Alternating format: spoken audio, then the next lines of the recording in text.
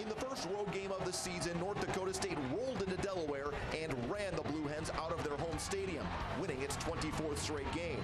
Today, the Bison welcome in an old Great West Conference foe in UC Davis as two top 5 teams hit the turf at the Fargo Dome. The Herd and the Aggies reignite a series that dates all the way back to 1982, and it's coming up next. Get your horns up!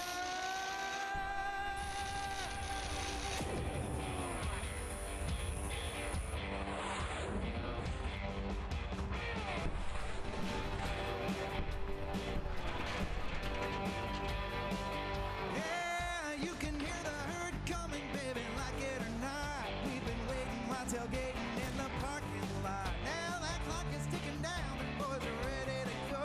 The energy in here's electric. Let's get on with the show. Get your horns up. Green and gold are back in town. Get your horns up. Pumped up and ready to throw down. Toss that coin up in the air. Bring the boys up to the line. Hold your horns up high because it's Bison time.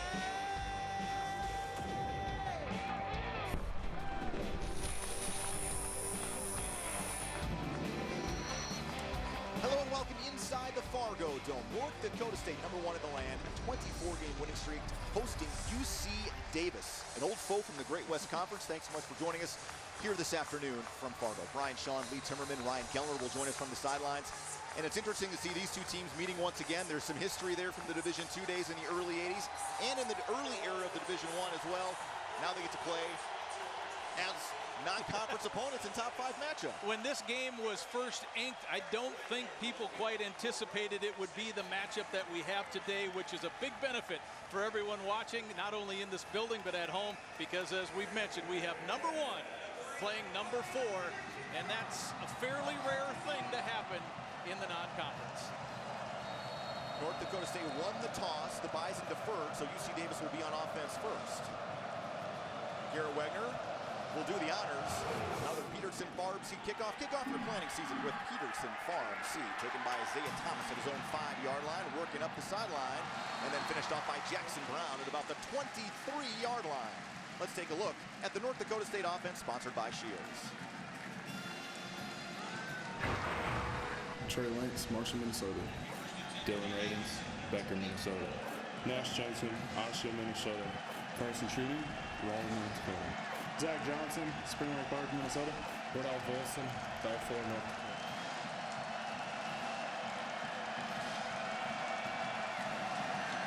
Mayer will operate out of the shotgun, and you'll see just how deep he gets in his drops when he decides to throw the football. Bison bring 4. Mayer is going to air it out, one-on-one coverage down the field, and it is in and out of the hands of his intended target, Jared Harrell, who is still down on the sideline. Covered by Josh Hayes. Will bring up second down. Harrell's the guy that can get downfield and make catches. He didn't quite get this one, but remember the types of plays that Zach Braw ran for the Bison? Those are the types of things that Davis expects out of Harrell. Gilliam will motion out of the backfield. Mayer running out of time, trying to set up a screen. And we're setting that up to one of his backup wide receivers, Furious Livingston. And the Bison applying pressure there, and Mayer had to get rid of it. 3rd down and long coming up. Well, Mayer was trying to hold, let the play develop. It didn't, because here comes Jack Darnell. This is your Nodak Mutual Insurance replay. He couldn't get it off, and then Darnell says, hello and welcome to Fargo. First 3rd and long. Mayer running out of time, and behind his intended target as the pocket was collapsing, is looking for Chris Vaughn. And a quick 3 and out here for the Aggies offensively. Well, the Bison have to love what happened in that exchange right there from a defensive line standpoint. First 3 plays of the game, the Bison defensive line won the battle against that offensive line from Davis. So if NDSU can win that battle, it could be a long day for this vaunted, talented offense that the Aggies bring. On for his first punt is Daniel Whelan, a 6'5 junior. Trevor Height has to retreat all the way to his own 17-yard line. Eludes one tackler, and now a lane opens up. Trevor Height down the sideline. Finally taken down by Whelan at the 35-yard line. And Trevor Height has done a tremendous job in the punt return game. And he delivers a big one there. 16 yards a return has been his average, one of the best in the FCS. Well, you're going to see it open up big time here First guy misses. The punt returner never really worries about the first guy. They figure they can beat that guy. And then the Bison had it blocked well. Did you see how much space that Height had to get it all the way down into the Davis 33-yard line to start on a short field first possession for NDSU?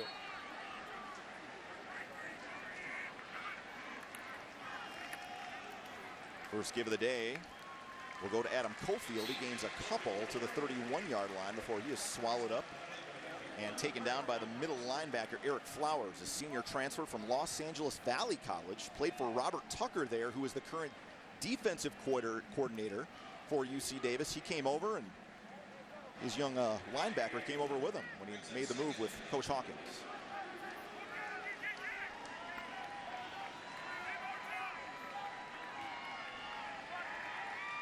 Sproles the motion man. Lance will throw across the middle, and he hit the official. Kapuras was wide open. Let's take a look at the North Dakota State offense, sponsored by Shields. Trey Lance, Marshall, Minnesota. Dylan Radins, Becker, Minnesota. Nash Jensen, Osceola, Minnesota. Carson Trudy, Raleigh, North Dakota. Zach Johnson, Spring Lake Park, Minnesota. Cordell Volson, Belfour, North Dakota. Ben Ellison, Holly, Minnesota. Garrett Malmstrom, Burgess, Minnesota. Ty Brooks, Fargo, North Dakota. Christian Watson, Tampa, Florida. Phoenix Sproles, New Hope, Minnesota. 3rd and 8 for the Bison. Lance, boy, look at all the time he has in the pocket. Now throws on the run, and Kapuras makes the reception, and he backs out of bounds at the 16-yard line. Good enough for a North Dakota State first down. Excellent pass protection by the Bison offensive line. That's the reason it opened up. Kapuras started in that bunch on the high side. Nodak Insurance Company replay. Kapuras is nowhere near. Now you see him flashing in. And he started way to the right. And then as soon as he saw Lance having that time, you adjust your route on a deep drag. Linebacker can't hang with you. First down. 15 yards on the pickup there on 3rd and 8. Play action Lance. Flushed out now and has some room to run if he wants to. Taken down from behind. Excellent pursuit on the backside by Jordan Perryman. That'll run a long way to make that tackle. Gain of maybe 1 for Lance. Here's a look at Trey Lance. Just a great start to his collegiate career. Just his 4th game as a starter. 80% numbers brought to you. Sponsored by the North Dakota Beef Commission. Funded by beef farmers and ranchers. Leads the nation in pass efficiency. Only has 10 incompletions so far this season and 9 touchdowns. Design run this time. Following Ty Brooks. Lance carrying a tackler inside the 5 down to the 1-yard line. And that'll be enough for a North Dakota State first down. The 1st and goal coming up. I think you can expect to see number 5 carry the ball a few times today because you get that extra blocker. And this extra blocker, you said, was Ty Brooks. Brooks made 2 nice blocks. One at the line of scrimmage, got rid of that guy, and then the other one downfield to get Lance all the way down to the 2-yard line. So when the quarterback runs, you have that extra blocker that you usually don't have. Advantage offense, especially Lance. Big kid, too, running the ball. Lupke and Malmstrom now in the backfield, leading the way for Cofield. And he just puts down his shoulders and runs right in the end zone for the first touchdown. North Dakota State strikes first.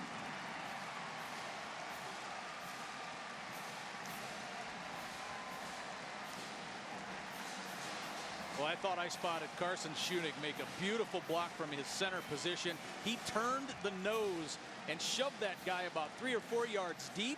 And once you can get rid of the nose, what's left? The linebacker, and that linebacker is starting already in the end zone. So well done, right up the gut, showing some power, the Bison on that touchdown.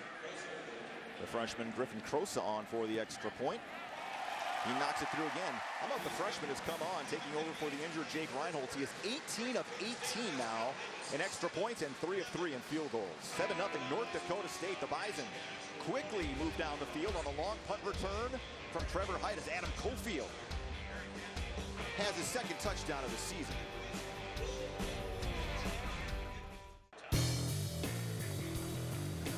North Dakota State goes 6 plays, 33 yards, and just 227. Adam Cofield finishing off the drive on the 2-yard touchdown run. But again, it was Trevor Height's long punt return that set up the Bison on the short field. Another Peterson Farm Seed kickoff. Kick off your planning season with Peterson Farm Seed. Oh, another nice special teams tackle. That may have been Jackson Hankey coming in to make that stop. Josh Hayes, I thought. Logan McCormick, Kimberly, Wisconsin. Cole Karch, Germantown, Wisconsin. Jack Darnell, Champlin, Minnesota. Derek Tuska, Warner, South Dakota. Aaron Mercadale, Oakland, California. Jackson Hickey, Parkville, North Dakota. Jabril Cox, Kansas City, Missouri. Marquise Biggins, Minneapolis, Minnesota. Michael Tutsy, Indianapolis, Indiana. James Hendricks, Bemidji, Minnesota. Josh Hayes, Lakeland, Florida. First carry of the day for Ulonzo Gilliam. Starting lineup sponsored by Shields, and Matt Biegler plugging things up in the middle. One thing we should mention, we just saw the starting lineups, but today against Davis, it is in a linebacker position, number 26, James Kaiser. That's Kaiser right there. He is playing linebacker and starting linebacker today, much like he did against UND. Mayer play action. High, and almost brought in on a nice catch there by Harrell, but it was a little bit off target. And that will bring up 3rd and long once again for the Aggies. Here's a look at Mayer. Over 8,500 career yards. His number sponsored by the North Dakota Beef Commission, funded by beef farmers and ranchers. He is a good one. Has a chance to break every single passing record at UC Davis. Already holds the completions record with the Aggies.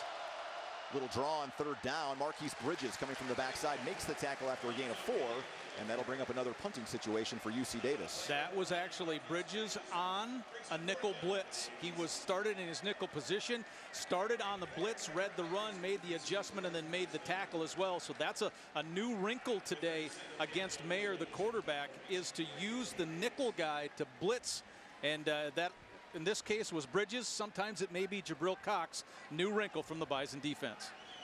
Wheeling on for his second punt. He had a 62-yarder last week against Lehigh, and this is another really good kick and deep one. Had a chance to return it from the 15, but this time UC Davis able to cover things up. Tackle made initially there by Aaron Duncan. North Dakota State will start its second drive at the 20-yard line.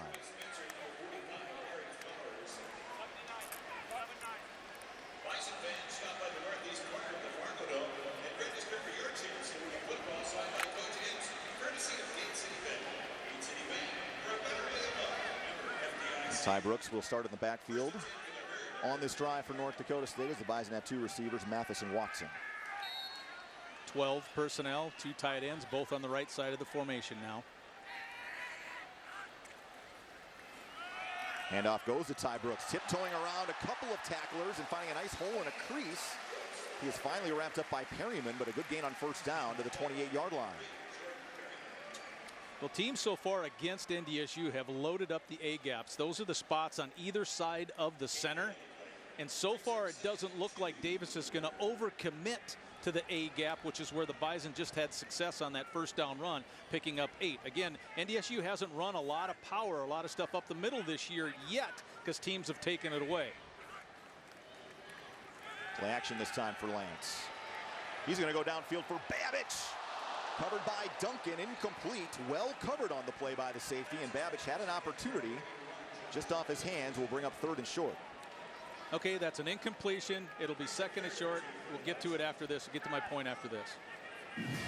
Shields starting lineups for the UC Davis defense. Some big boys in the middle, led by Josiah Sunai. Eric Flowers, we talked about him. Connor Airy is an excellent tackler as well. Will linebacker. Devin King was a freshman All-American last year. He's just 165 pounds, but he will come up and hit you. I think he's the best player they have on the defensive side. He plays corner. Lance kept it, delayed, and then darts across the 30 up to the 31-yard line. That should be enough for a North Dakota State 1st down, and Jordan Franklin coming in to make that tackle. Okay, Brian, my point with that last incompletion with Lance is that you talk about things that mature quarterbacks do. Knowing you're going to get hit, standing in there to try to let your receiver have a couple extra steps in the route, it's a hard thing to do for a young kid. Lance got blasted on that incomplete pass, but he stood in there, took the hit, delivered a good ball. Again, another step to show you that this young kid is maturing. Stretch play to the outside. UC Davis all over it this time. Pick up of a couple of yards. And that is the first carry of the day for Kobe Johnson. Kobe has had a tremendous start to his collegiate career. 10 carries, over 100 yards last week against Delaware. He's averaging over 9 yards per carry so far as a true freshman. Well done at the point of attack, I think, by the Davis defense. It was Nick Eaton, one of the linebackers, and then Nazanesi, number 8, the right, one of the defensive ends, running that play down on the backside. 2nd and 8 here for North Dakota State. Lance fires, complete. Christian Watson, gain of about 4 yards, will bring up 3rd and 3. You just show your Bison pride today with an NDSU Gate City Bank ATM and check card. Visit gatecity.bank/mycard. Gate City Bank, for a better way of life. Member FDIC. But what you like on that was the arm speed that you saw out of Trey Lance. Once he gets that arm in the trigger position, he is really quick into the release, and that one had good smoke. It went right past Eric Flowers' head into the receiver. Oh, a fumble on the exchange, and Brooks picks it up, but it's going to be a loss back to the 32-yard line, and North Dakota State can't convert there on 3rd down. We'll bring up 4th and 9.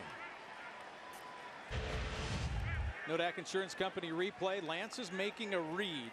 See him look at the right side? Well, he read the give, and the running back thought he was going to pull and keep, so it was not real clean.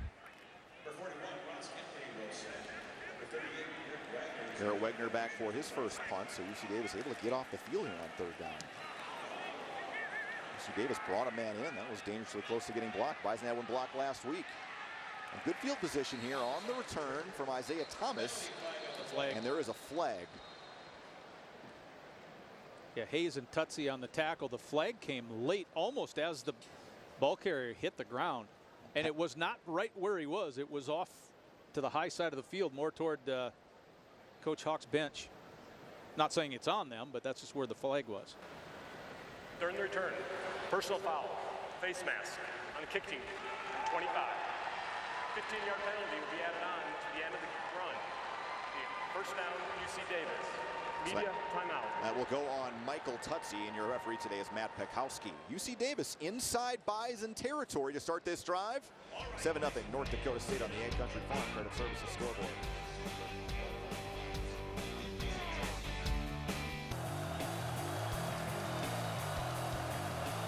UC Davis starting this drive 1st and 10 from the North Dakota State 44-yard line. Mayer, a deep drop again. He's going to air it out deep again, and overshooting his intended target on the play. And once again, I believe that was Jared Harrell. There's going to be a hold call here too. Mayer is yet to complete a pass. 0-4 to start the day, 0-5 if the Bison decide to decline here. Holding offense, number 74. 10-yard penalty. We'll go on Connor Pettit, freshman All-American last year, started all 12 games as a freshman. Here's the UC SD offense, starting lineup sponsored by Shields. We talked about Mayer. Alonzo Gilliam is a really talented running back, and I know you like the tight end Wesley Priest. 19 career touchdowns.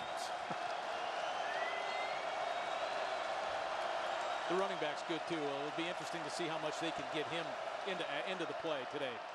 Gilliam skirting around a couple tacklers, sneaking away, but the Bison gang tackled quickly. Marquise Bridges, James Hendricks make the tackle after a gain of maybe 3 yards.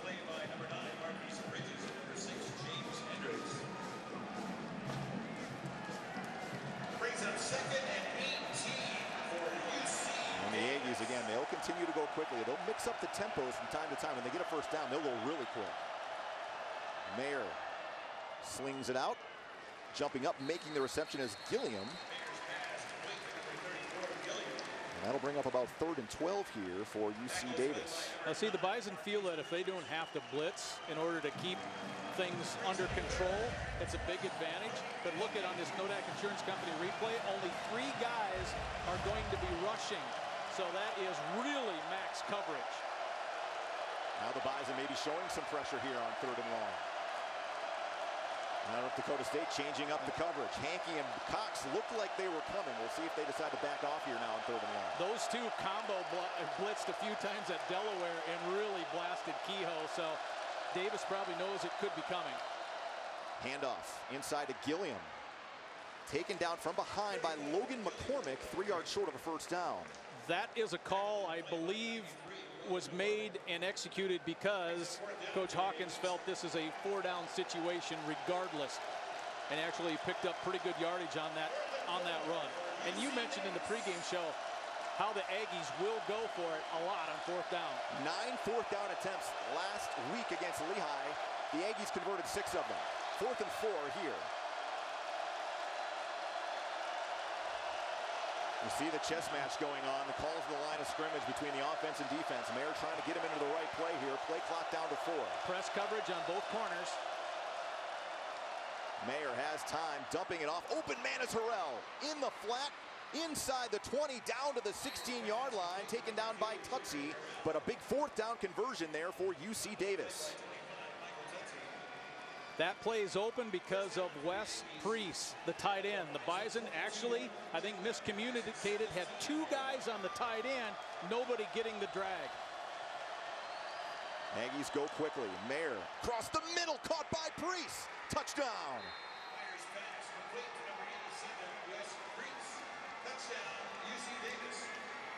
That is career touchdown number 20. For that tight end, he knows how to get in the end zone. Once Davis gets inside that red zone and in scoring position, and you got a big kid like that, one-on-one against a safety, he uses his body really well.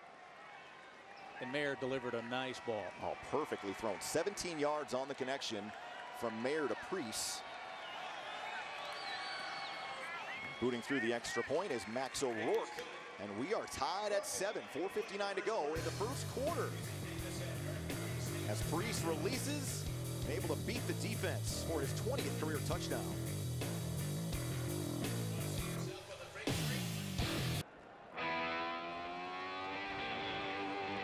Bobcat scoring recap. 5 plays, 44 yards. Wes Priest, the 17-yard touchdown reception, but 2 big plays there as UC Davis was facing a 3rd and 12. Got a good chunk of yardage from Gilliam, and then able to convert on the 3rd down with Harrell making the reception. And overcoming a holding penalty in that exchange as well. Time for another Peterson Farm Seed kickoff. Kick off your planning season with Peterson Farm Seed. Marquise Bridges from the 13, and he slipped down at the 20.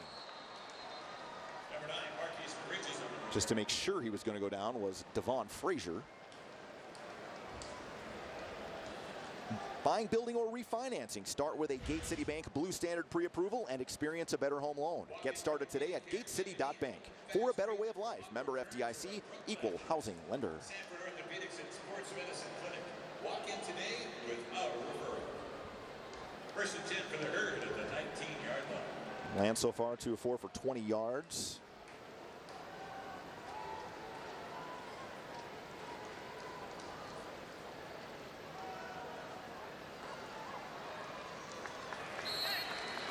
Give outside to Adam Cofield. He gains a couple to the 22. Well, you can see what Lance's options were on that play. Give it to Cofield, or if he pulls it, he has a running back in front of him as a lead blocker. Nasanesi in on that tackle, a senior 3-time captain. Was a long-time rugby player. Second on the team in tackles in 2017. He kind of plays that hybrid defensive end / linebacker on the outside. Mostly a rush in, though. Here he comes again. Brooks to the outside. And tracking down Brooks and making the tackle was Roland Ocansey. Hayward, California. Gain of a yard will bring up 3rd and 6. I think Davis has shown some pretty good lateral speed. I think after that initial drive when the Bison scored on the short field early, but otherwise NDSU hasn't been able to really pop some runs to the outside. And again, that's a defensive end running a guy down from behind.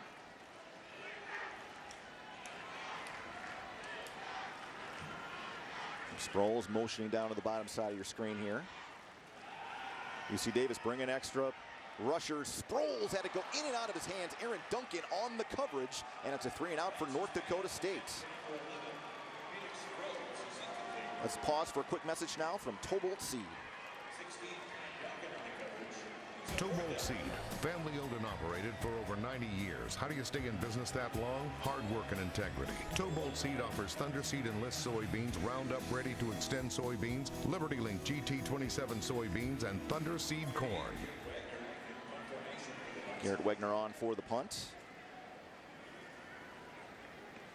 And UC Davis has taken back the momentum here after the touchdown, and now a 3 and out. Oh, a high snap.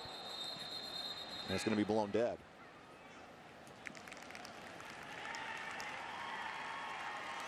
Someone moved before the snap procedure.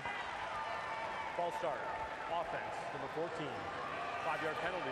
Remains 4th down. That will go on Josh Hayes. Josh is one of the gunners. He's to the high side of the field, one of the guys outside the formation trying to get down there first. Two guys can release early. Hayes was one of those who moved too early. So now Wegner will take this snap from about his own 5-yard line.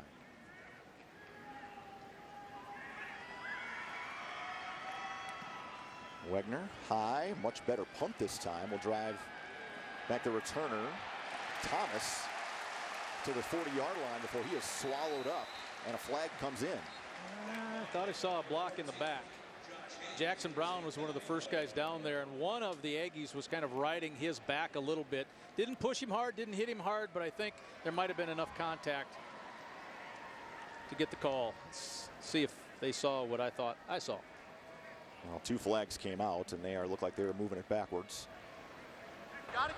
During the return, legal block in the back. Return team, number 8. 10-yard penalty. He's fouled a foul. 1st down. So that will move the ball all the way back to the 27-yard line. Nodak Insurance Company replay right in the middle of your screen. Number 8 and number 3. Number 3 is Jackson Brown, and that was where the little push, like I said, not huge contact. Just it's a position, no contact. It's one of the simplest things you've always been taught from the beginning of football. If you can see the number of the guy you're going against, don't hit him. Well, Mayer started off slow, missed his first 4 pass attempts, and then completed his last 3, including the touchdown to Priest. And that touchdown pass was a beauty. The one thing you could say, and when you watch tape and you talk to people, I mean, this kid hits his windows. I know he's been a little high over there to Harrell. He missed one. Yeah, you're going to miss one every once in a while, but he doesn't miss his window very often. 17 300-yard games in his career. Had 389 yards and 4 touchdowns last week against Lehigh on 49 pass attempts. Returning All-American. One of the preseason Walter Payton watch list players.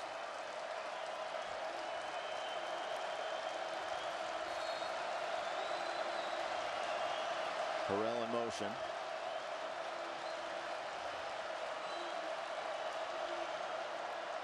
Mayer deep drop again. That one tipped at the line and fell in between a bunch of jerseys. And Harrell again was open on that drag route, LT, had that been able to get through. Costner Ching may have been the guy to get a hand on it. Well, I thought Ching had a chance to catch it, but Costner couldn't quite pull it down. Actually, multiple things in the middle there, Brian. I saw an X. They meaning Davis rather, is using a lot of things. There's cross motion on both sides, as you see on this replay, and it is confusing the Bison, in this case, linebacker court.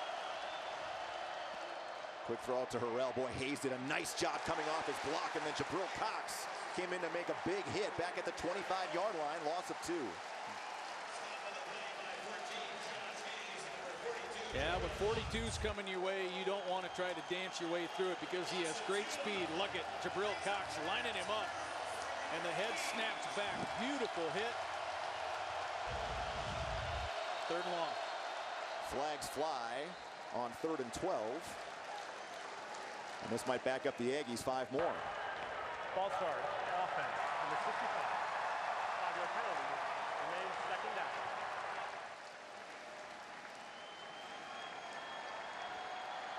With the penalty, makes it 3rd and And UC Davis this season has not been great on 3rd down, just 37%. And this will be a tough one. They have to get all the way up to the 37 for a 1st down. Snapping the ball from the 20. Crowd comes to life, and it'll be a draw. Gilliam lost the ball. Felt like it was on the ground for about 3 seconds and finally covered up by one of the offensive linemen. It's Ford, I think, on top of it. Nodak Insurance Company replay. And that's Mercadal, I think, who got the strip.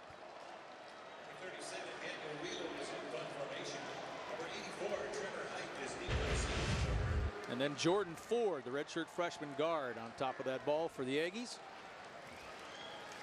Daniel Whelan on for another punt. North Dakota State able to get a 3-and-out. And Whelan, boy, another high, deep punt. Height has to call for the fair catch this time with a bunch of Aggies bearing down on him at about the 28-yard line. First and 10, North Dakota State.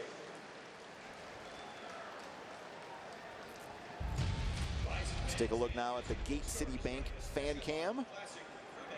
And again, send in your watch party pics from wherever you are watching this game to the Valley News Live Facebook page, and we'll show those in the fourth quarter.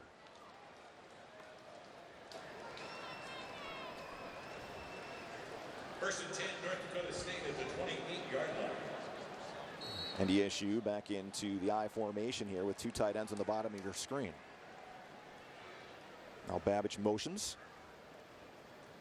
Play action. Lance will get what he can, and we'll get back to the line of scrimmage, and that's it. Chased out of bounds by Nick Eaton. Really talented redshirt freshman linebacker out of Rockland, California. I think Lance was first looking for Hunter Lupke in the flat. Well, you always check deep. If deep's open, you'll take it. That was covered. Then he works his way back to the line of scrimmage, and Hunter Lupke, I thought, was guarded very well on that play, and I think it was Nick Eaton that was out there in the flat.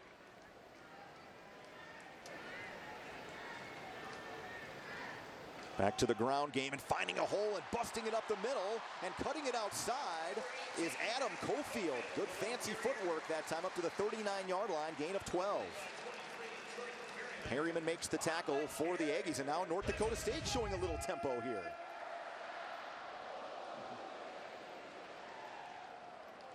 Boy, this time, no room to run for Cofield. Devin King, the corner, only 165 pounds, but this guy is very physical in the running game. We talked to Tyler Roll about him and said, this kid's good.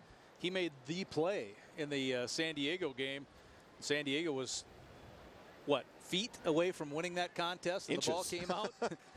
The ball came out and was because of a hit from King. He was a freshman All-American last year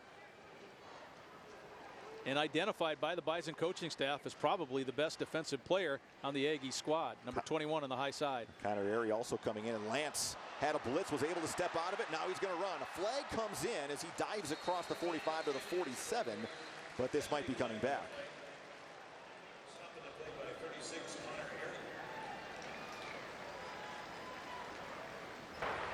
Holding on the offense, number 67. 10-yard penalty from the previous spot. Repeat, second down. That will go on Cordell Volson. That's Volson on your right side. See where the hold is. Got outside, maybe a little outside and a little up on the shoulder. Pretty quick recognition, though, from Lance, because it looked like he was potentially lined up to get hit pretty hard, and he made a nice quick move up into what was left of the pocket. Got a look there of A.J. Blazek in his first year as the offensive line coach here, coming over from Rutgers. Not a fan of that call. Now 2nd and 19. Design run for Lance. Pretty good job there by UC Davis. You see the power of Trey Lance driving ahead to the 35-yard line. Gain of 4 will bring up 3rd and long. And that'll take us to the end of the first quarter. Bison starting fast. UC Davis, a quick touchdown drive of its own, and it's 7-7 after the first 15 minutes of play here at the Fargo Dome in this top 5 matchup between North Dakota State and UC Davis.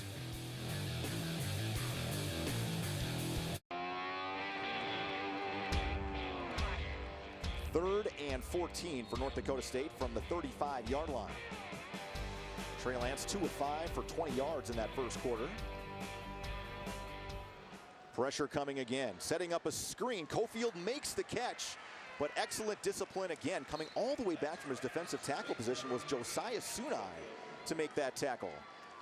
About 6 yards short of a first down. I thought that was an interesting look from Davis right there, Brian. They started in an Okie front and then brought 3 other people, meaning 3 down linemen, Okie with the center covered, and then the big blitz came, and I thought the Bison may have had the right play called, but it was read early enough there by the Aggies to be able to break off of that 6-man rush and to force the 4th down.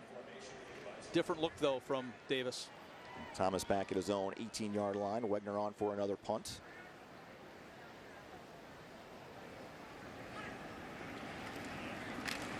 Davis bringing some pressure this time. Kind of a wobbler. Thomas will call for the fair catch at the 20 and make it. Yeah, usually the shield doesn't have to deal with 3 players, and that time the Bison shield did. 3 guys had to block 3 players, so NDSU did a good job protecting that punter. Well, I'm sure UC Davis saw the film from last week that Delaware was able to block a punt early in that game, and has shown some different looks on special teams here so far. Mayer 4 of 9, 42 yards and the touchdown.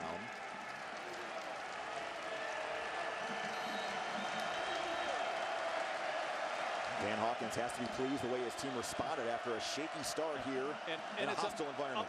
Up front too. I think the line has come alive. And that ball behind his intended target was looking for Taron Thomas. Backup tailback was split out that time. And Thomas, a nice change of pace back for Gilliam. Thomas is much bigger, 215 pounds. And a nice screen pass and run against Lehigh last week. Yeah, he does have 4 catches, and when he's caught the ball, it's turned into double-figure yardage. And Thomas gets the give. Kaiser coming off his block, missed the tackle, and Thomas able to get a good gain there on 2nd down of 6 yards. Will bring up 3rd and 4. Tutsi making the tackle for North Dakota State. Davis did a really nice job of sealing that edge, taking care of the defensive end and taking him out of the play to open up the edge. Mayer quickly has Tuska bearing down. He completed the pass, and it'll be enough for a first down to Harrell. And boy, did he take a shot from Tuska as he delivered the football, but that will move the sticks for the Aggies. An absolute blast, and this is where a quick release is a must. Nodak Insurance Company replay. Tuska blows past the tackle, but can't quite get to the quarterback to absorb that hit. Davis back to work again. Airing it out. Man is open down the sideline. Carlson Crawford inside Bison territory. Finally dragged down by Tutsi at the 24-yard line. This is where the Aggies will want to go quick off of a big play. It's called tempo. You get up there, you had success, you just beat the defense for a big play, line up and run another one. 44 yards on that connection, and a flag comes out. And this is how you slow down tempo. I think that was Cooper Richardson who moved early. Ball start, offense, number 89, 87, 5-yard penalty, remains first down. This is a replay. Oh, there's where Tutsi got hooked up, because Tutsi was the one who was having to play the deep side, the deep safety, and he got caught up in a little bit of a cross pattern about 15 yards deep. North Dakota State brings on 4 fresh defensive linemen here on first and long, excuse me. That's where the penalty really helps NDSU, because if the Aggies can keep rolling, you cannot make that substitution.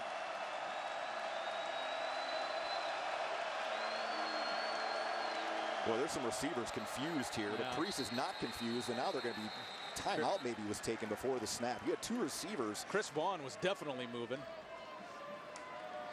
And Crawford made, I don't know if Crawford was set either. They both had their hands up. Ball start on the offense, number 9. 5-yard penalty, remains first down.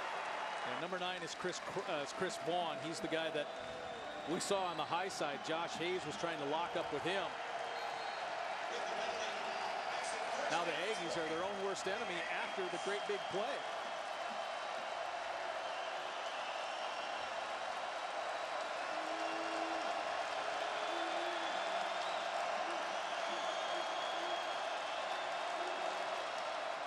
Delayed handoff. Boy, that was taken down and sniffed out right away. Beegler with the big tackle for loss of 4 on Gilliam. Or was that Thomas in there is taking that handoff? Excuse me. Thomas lost the yardage. So now second and really long. Back to the 38-yard line. Nodak Insurance Company replay. Oh, that's where Beegler just beats his man to the outside. He was going head up. against Pettit, 74. And now Mayer will go empty here. 4 receivers in the formation, plus the tight end Priest. Mayer dropping it off. Thomas out of the backfield. Gets a good chunk of yardage back to Brill Cox, making the tackle, but that was a big gain up to the 24, and will bring up 3rd and 10. I thought Davis did a good job of clearing out the middle, where the only guy there defensively was Hankey, and the play comes right across his face, but he's got so much room to try and guard, he can't close on it.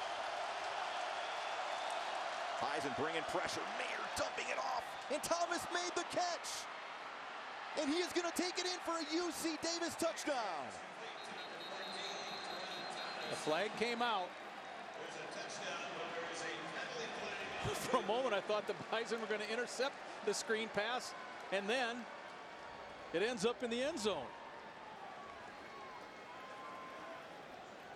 Well, that was a great catch by Thomas and well delivered by Mayer with pressure right in his face.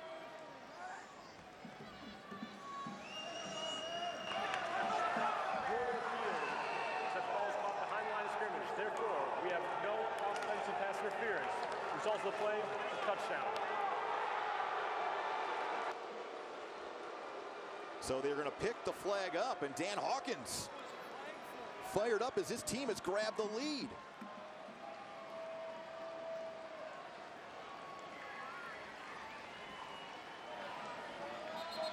This is going to be reviewed. I think all scoring plays are reviewed, but this one I think they'll take another look at it just to make sure where the line of scrimmage was and where the ball was caught, because there was obviously something that went wrong in terms of a block on a pass interference, offensive pass interference. But again, if the catch happens behind the line, then that pass interference play doesn't exist. Right here, Nodak Mutual Insurance replay. So the line of scrimmage is up right about there, and well, from that angle, it's really tough to tell, because I think the line of scrimmage is about the 24. Yep.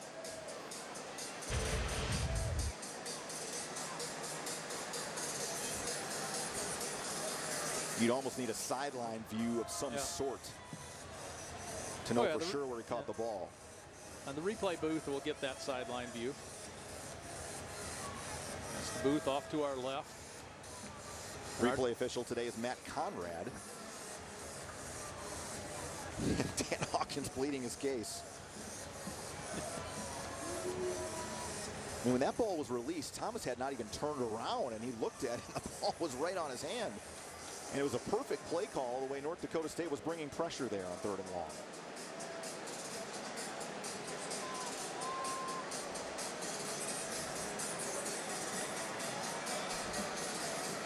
Think about it, it was 2nd and 25, and Davis is able to make this happen. Okay, there. Let's look at the 20.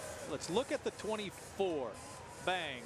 So I thought the line of scrimmage was in there somewhere. That is really close. I don't know if there's enough there definitively to overturn it.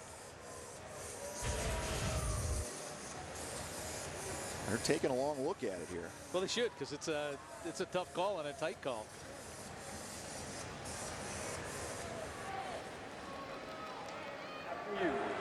The receiver touched the ball beyond the line of scrimmage. Therefore, pass interference on the offense. Wow. Take the points off the board.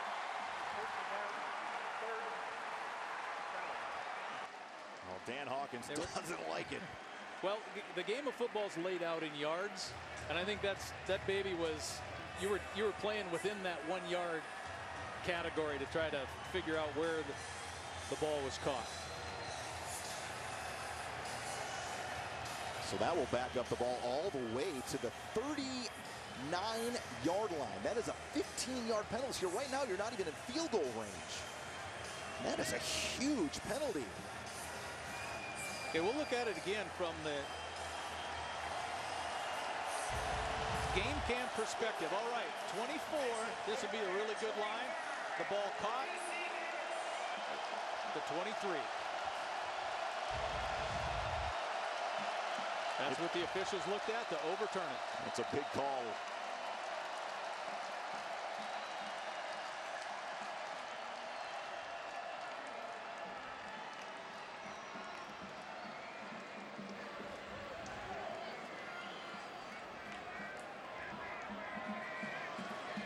So move the ball over now to the far hash.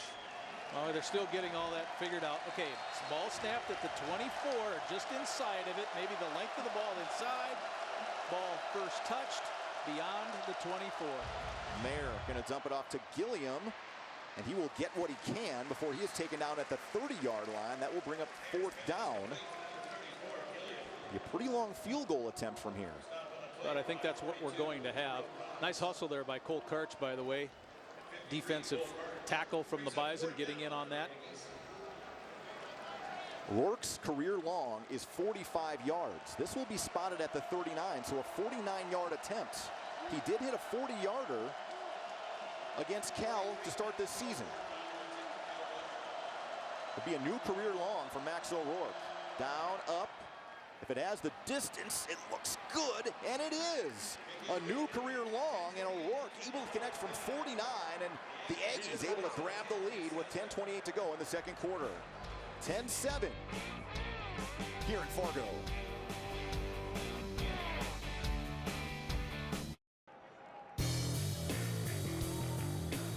Time now for the Gate Citibank Fan Cam. Send us your home or watch party pics. Now send it to NBCBisonTVWatchParty.com. That's NBCBisonTVWatchParty.com, and we will show them in the fourth quarter. Got it? NBC BisonTVWatchParty.com. Another Peterson Farm Seed kickoff. Kick off your planning season with Peterson Farm Seed. Marquise Bridges from the 12. Following his blocks up the middle, and he's stacked up at about the 30-yard line. And Chris Venable, one of the guys in on that tackle. Bobcat scoring recap. 8 plays, 49 yards. O'Rourke able to connect on the long field goal. 3 points. That's the key thing there, I think. They took, because of the penalty, the touchdown off. This special event will celebrate NDSU's past, showcase accomplishments, and unveil a vision. The Bison offense could sputtered a little bit here the last couple drives. Yeah, the Bison could stay on the field here a little bit. Lance going to take off and run. Right there to take him down is Eric Flowers after a gain of 2. Connor Airy also getting in there to help. You know, the Bison thought quarterback run would be something in their arsenal that would work today. So far, I don't think it really has. Lance 6 carries for 23 yards. Bison overall just 76 yards of offense as we're under 10 minutes to go here in the second quarter. Lance dropping it off. Kobe Johnson out of the backfield, getting around the edge, forced out of bounds by King, close to a first down, and he's just across the 40 to the 41, and that should be enough to move the sticks. When the Bison flip the tight ends, shift trade motion, trade the tight end from the left side, in this case to the right side, they're trying to see if the Aggies in this case will give anything away pre-snap. Early in the game, Davies was doing more moving when the Bison were moving. On this particular instance, it's a lot more stay in what was called less big shifts.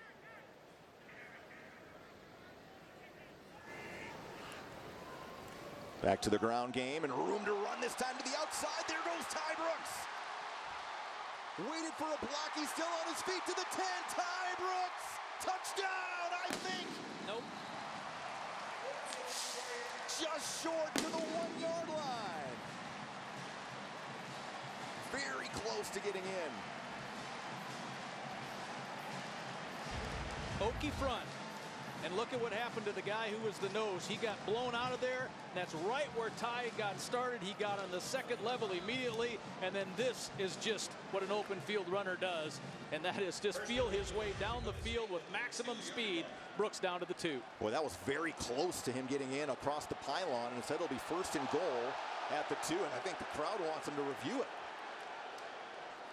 Instead it's Cofield trying to pick his way, and he's going to be about a yard short of the goal line.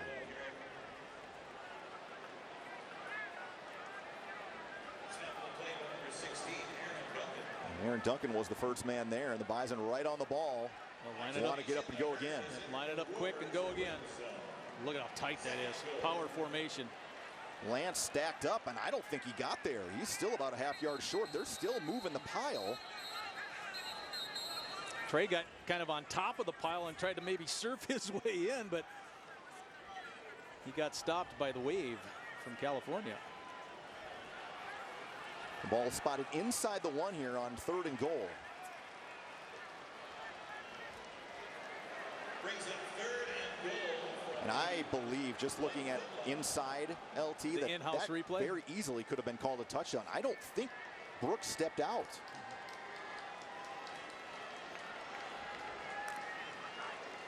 Well, we can put that in the too late now category. Yeah. The Bison went quickly, and now it's 3rd and goal from inside the 1. Lance is going to keep it. He's going to run to the corner, and he's short. Or did he stay on his feet? Is he in? Touchdown! Wow!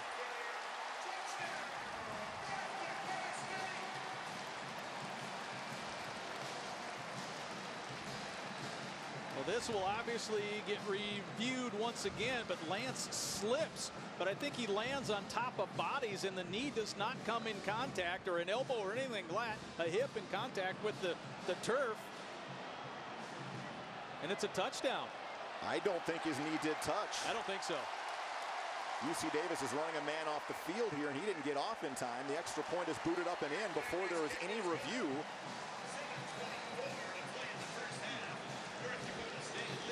And again, I think UC Davis was trying to run a man off the field, and that's the flag here. Yeah, the point should stand.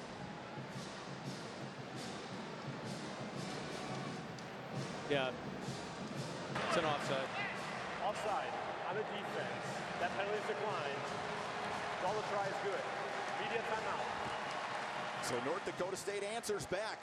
A 58-yard Ty Brooks touchdown run, and then somehow Trey Lance stayed on his feet and got in. With the help of the Aggies player, if he doesn't get cut underneath by the knees, they're probably down. It kept him up off the turf. 14-10 NDSU.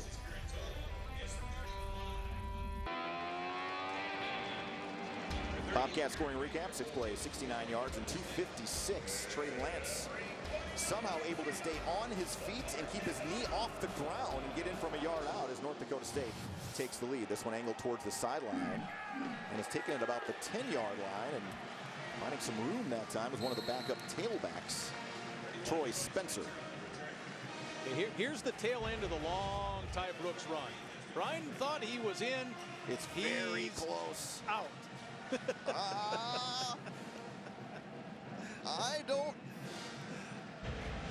I thought he was out. It's a fun replays in that sequence, though, or that touchdown. I mean, Trey Lance slips. A Davies player slides underneath him, keeps him off the turf, and he ends up in the end zone.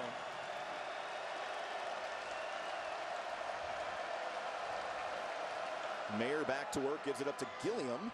Taken down by Tony Pierce after a gain of 3 at the 30. Pierce, a redshirt freshman of Lake Alfred, Florida.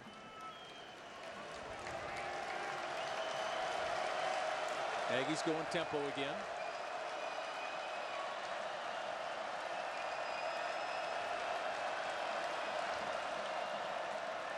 Beagler giving chase. Mayer's back to Gilliam. Destin Talbert had an open shot, and he missed the tackle. And Gilliam is a slippery player inside Bison territory to the 48-yard line. And UC Davis continues to apply the pressure with some misdirection. Nice play calling, good variety. Yeah, a false read screen to the right, and then a false, and then come back. So, looking like you're going to roll to the wide side of the field. You come back to the boundary. One man misses, and you have a big play. Destin Talbot from California area, out by Davis. That ball tipped. May have been Logan McCormick that got his hand on it as he was coming in and applying the pressure to Mayer.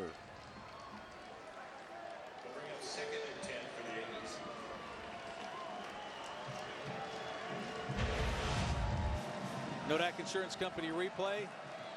The tip is indeed Logan McCormick on an inside rush, playing a little game there with Spencer Wagey. Wagey playing the tackle position.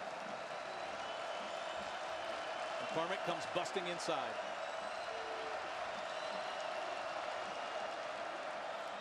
Handoff goes to Teron Thomas, and he's got a big hole to work off of, and a first down to the 34. Gain of 14 yards. Stop of the play by 33, Desmond Culver. Whether you're buying, building, or refinancing, Gate City Bank Home Loans are locally approved, financed, and serviced. Gate City Bank, for a better way of life, member FDIC, equal housing lender. Hey, when 87 is on the line, generally a run play. When he's off the line, generally a pass play. We'll see if this holds and this is a run. Nope. Mayer setting up, tries to get it out to Crawford. Had to short arm it out there with the pressure coming in, and it drops incomplete. Brings up 3rd and 10 for the Aggies. Crawford just one catch today, but it was a big catch for 44 yards. Yeah, if you see Crawford on a fly sweep or something like that, he has also been known to throw the ball as well. So don't be surprised at all if you see number 6 come back through and then maybe load up and go downfield with a pass. Thomas around the edge. Slowed up initially by Mercadal before he is taken down after a gain of 2. Brendan Cook was the guy who came in and finished him off. 3rd and 8. UC Davis just 1 of 6 on 3rd down so far today. This might be 2-down territory once again. Although O'Rourke just hit a 48-yard field goal not that long ago. Yeah, he showed us his leg.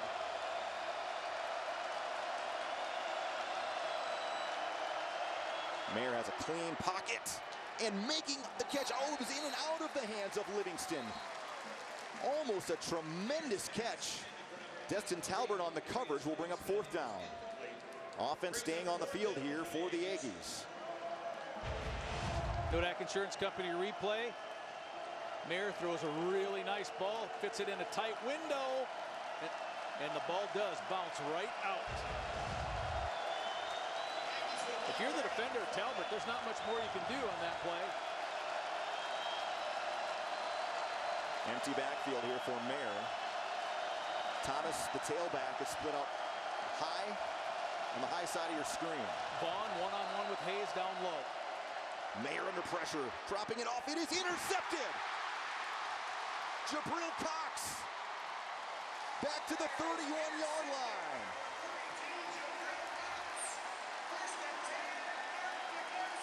Sixth interception in the career of Jabril Cox, and Mayer just had to float that one out there with the pressure coming right in his face from Tuska. Boy, he was blasted by Tuska, but this is what Priest does a lot.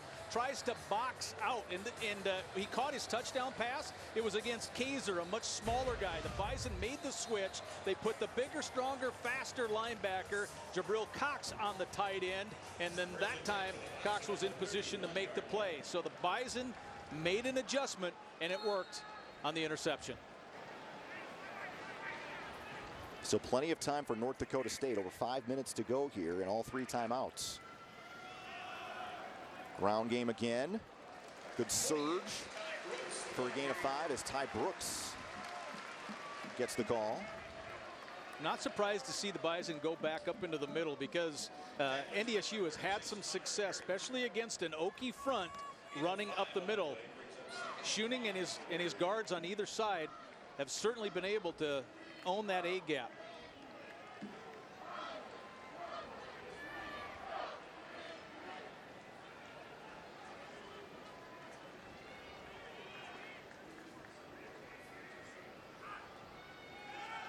Lance swings it out, caught by Josh Babich.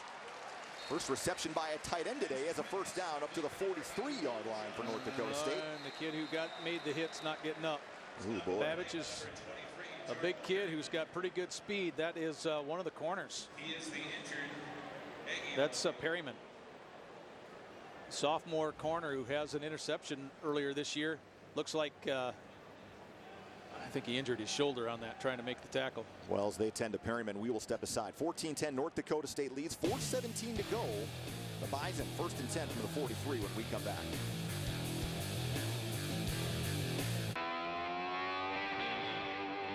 First and 10, North Dakota State from the 43-yard line over formation.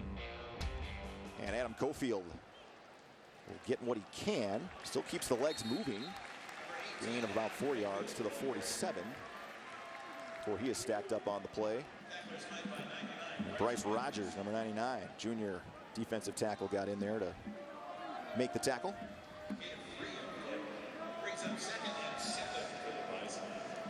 Well, right now, UC Davis outgaining North Dakota State offensively, 172 to 155 in total yardage.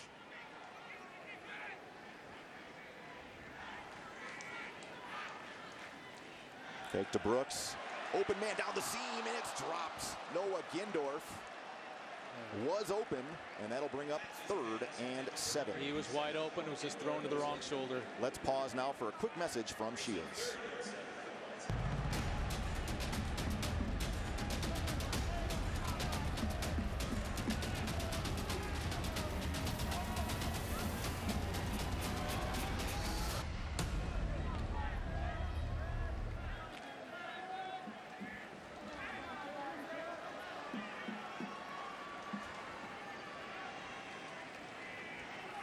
Third and 7 for the Bison. Davis bringing a couple extra rushers, and Watson stepped out of bounds, so this will not count regardless of what happens, and that'll bring on the punting unit for North Dakota State. The Bison are going to want the play before this one back. Gunnar Falk on the coverage there with Watson. Yeah, Gindorf had a free release, no safety above him, and Lance's pass was just to the outside shoulder. Isaiah Thomas back at his own 15. Wegner will try to pin the Davis offense deep. Still over 3 minutes and 3 timeouts for the Aggies to work with. And of course, UC Davis goes hurry up most of the time anyway. Boy, more Aggies coming in on a punt rush. Thomas calls for the fair catch and makes it at the 17. The last time we saw 3, late flag came down. This time we see 4 coming right into the shield. There's a flag right at the 50-yard line.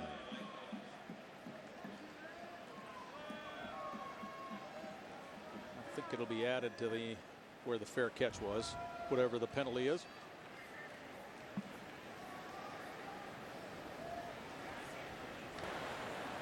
During the kick, holding return team number 8. Half a distance from the end of the kick. First down. So that'll be moved back inside the 10-yard line now for UC Davis.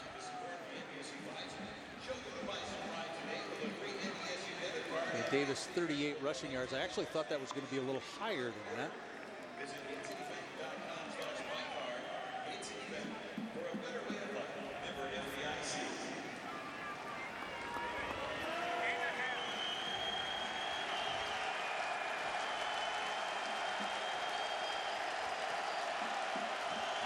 So the crowd trying to come to life here for North Dakota State. Mayer 134 yards, a touchdown and interception here in the first half. Matt Hyman also in the game at tight end. Bison bringing pressure. Mayer gets rid of it, and Harrell made a great catch with James Hendricks right in the area.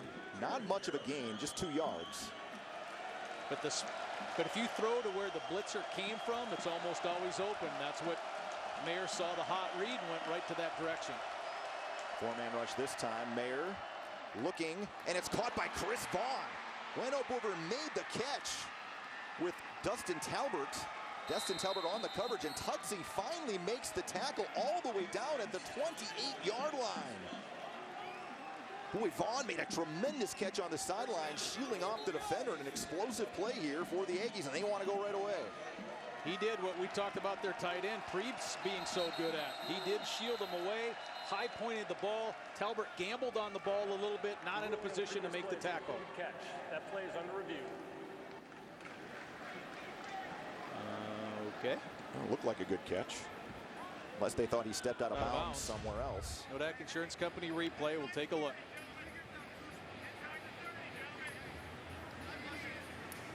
Not even close. Well, the question is where he stepped out of bounds here as Tutsi was giving chase. I think he stayed in, didn't he? Thought so. I thought so. Dan Hawkins is wondering what the explanation's all about here. Right now, it is 60 yards on that connection. Yeah. Dan Hawkins, I mean, talk about big-time college football. He coached in it. Colorado, Boise State. He brought Boise State to prominence, went to 4 bowls, and then got a big-time job at Colorado with a 5-year, $900,000 per year contract. That didn't quite go well for him. He worked at ESPN for a while as an analyst, wanted to get back into coaching. The right fit at the right time is what we were told. Him coming back plays, the receiver to Davis. stepped out of bounds at the 43-yard line. Therefore, it'll be 1st and 10 at the 43. Please set the game clock to 2:51. So that'll take 15 yards off that connection. Instead of being 60, it'll be 45 yards, but still an explosive play for the Aggie offense. And yeah, don't forget too that Dan Hawkins played at UC Davis. He went to school there, actually played against North Dakota State against the Bison in 1982. Back in the D2 days. Talked about how miserable it was trying to defend the fear North Dakota State ran back in those days. Back then it was.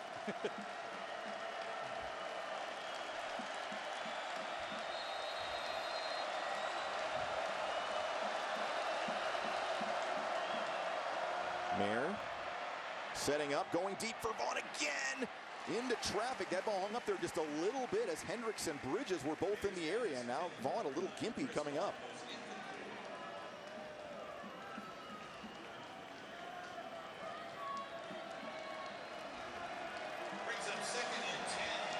Hendricks was in really good position, though. If Vaughn comes down with that ball, he was going to get cracked pretty hard.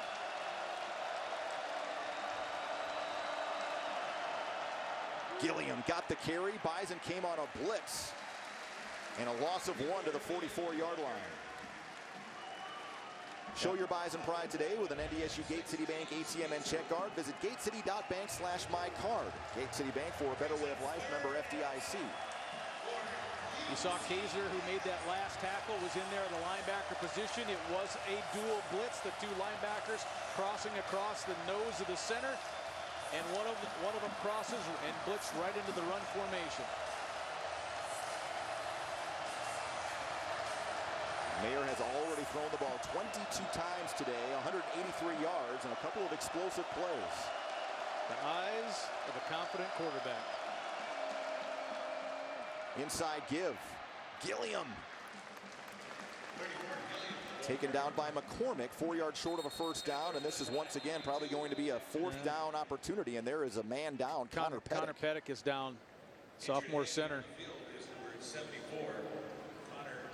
Let's go to Ryan Geller on the sidelines.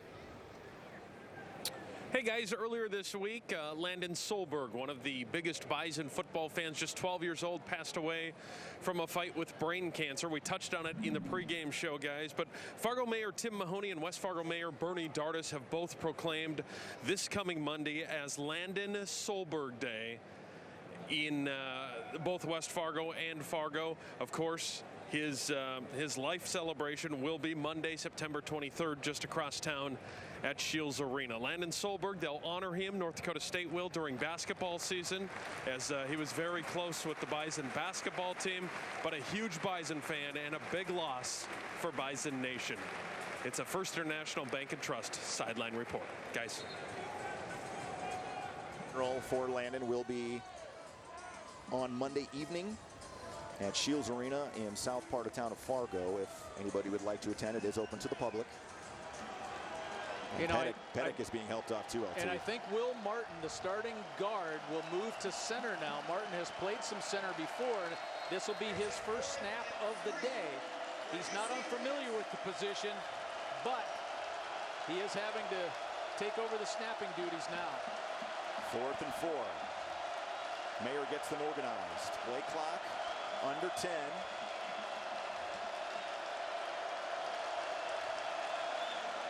Bison bringing pressure. Mayer hanging in there. Fires on the run, and it is caught by Crawford. And enough for a first down to the 26-yard line. Mayer right on target. Crawford on the comeback route, his second catch of the day. Martin did a great job because the Bison did that cross blitz right across the face of the center, and he was up to the task.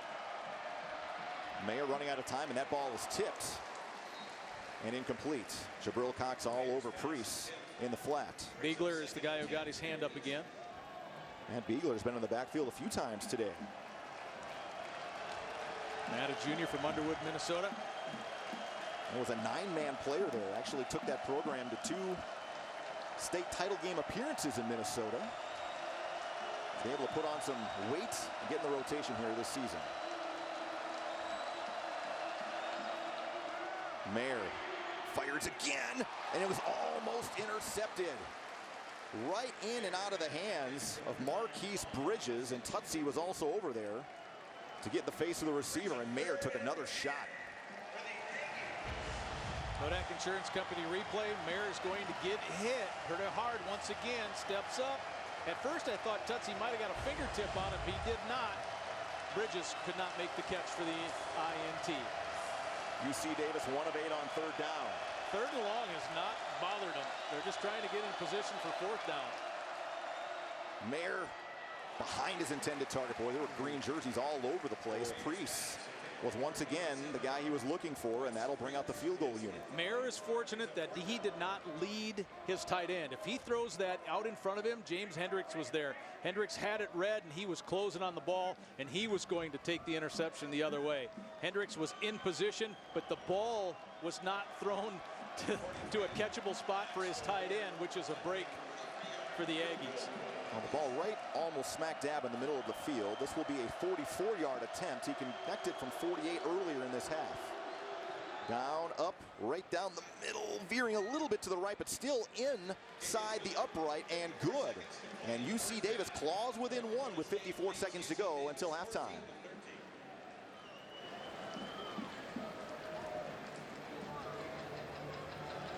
Well, O'Rourke now 5 of 6 on the season. And 26 of 34 in his career. He must be thinking, can I play all of my games inside? Because he's looked confident with those 2 field goals that have gone through from what one would think would be max yardage for him, but they both sailed easily over the crossbar. Well, and you look at UC Davis offensively. Last week through the first 3 quarters, North Dakota State gave up less than 100 yards of total offense. So far here in the first half, UC Davis has 238 total yards, 194 through the air. Bobcats scoring recap, 10 plays, 66 yards as O'Rourke once again is able to boot it through, and the big play on that drive came to Chris Vaughn, who did a nice catch on the sideline and took it inside Bison territory on a 45-yard gain. Well, the Aggies last week against Lehigh just ran roughshod over them, and we talked about how close the game was against San Diego, and San Diego had a chance to win that one, and they opened against Cal, you know, the Bears in the Pac-12, and still come in averaging, what, 440 yards of offense. So if you didn't think Davis was going to move the ball today, then I think you were mistaken. 2 kickers out there. And you see O'Rourke, one of them. Another one is Matt Blair, and this one is short, taking it about the 24-yard line.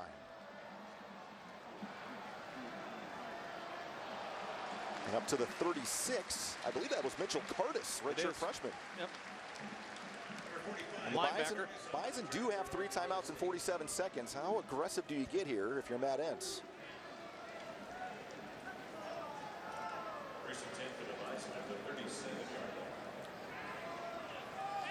My silence means I don't know.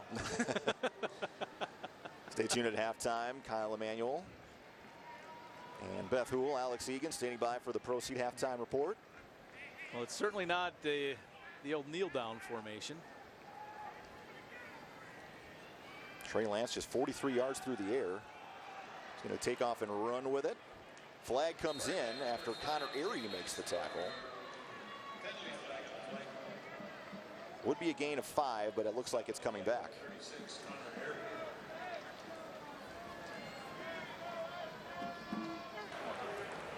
Holding on the offense, number 59. 10-yard penalty for the previous spot. Repeat, first down. And that is Schuning, the center, and that is the 4th penalty on North Dakota State here in the first half. And Cal Davis has been penalized 7 times as you take a look at Pettick heading into the locker room with what looks like a pretty significant ankle problem.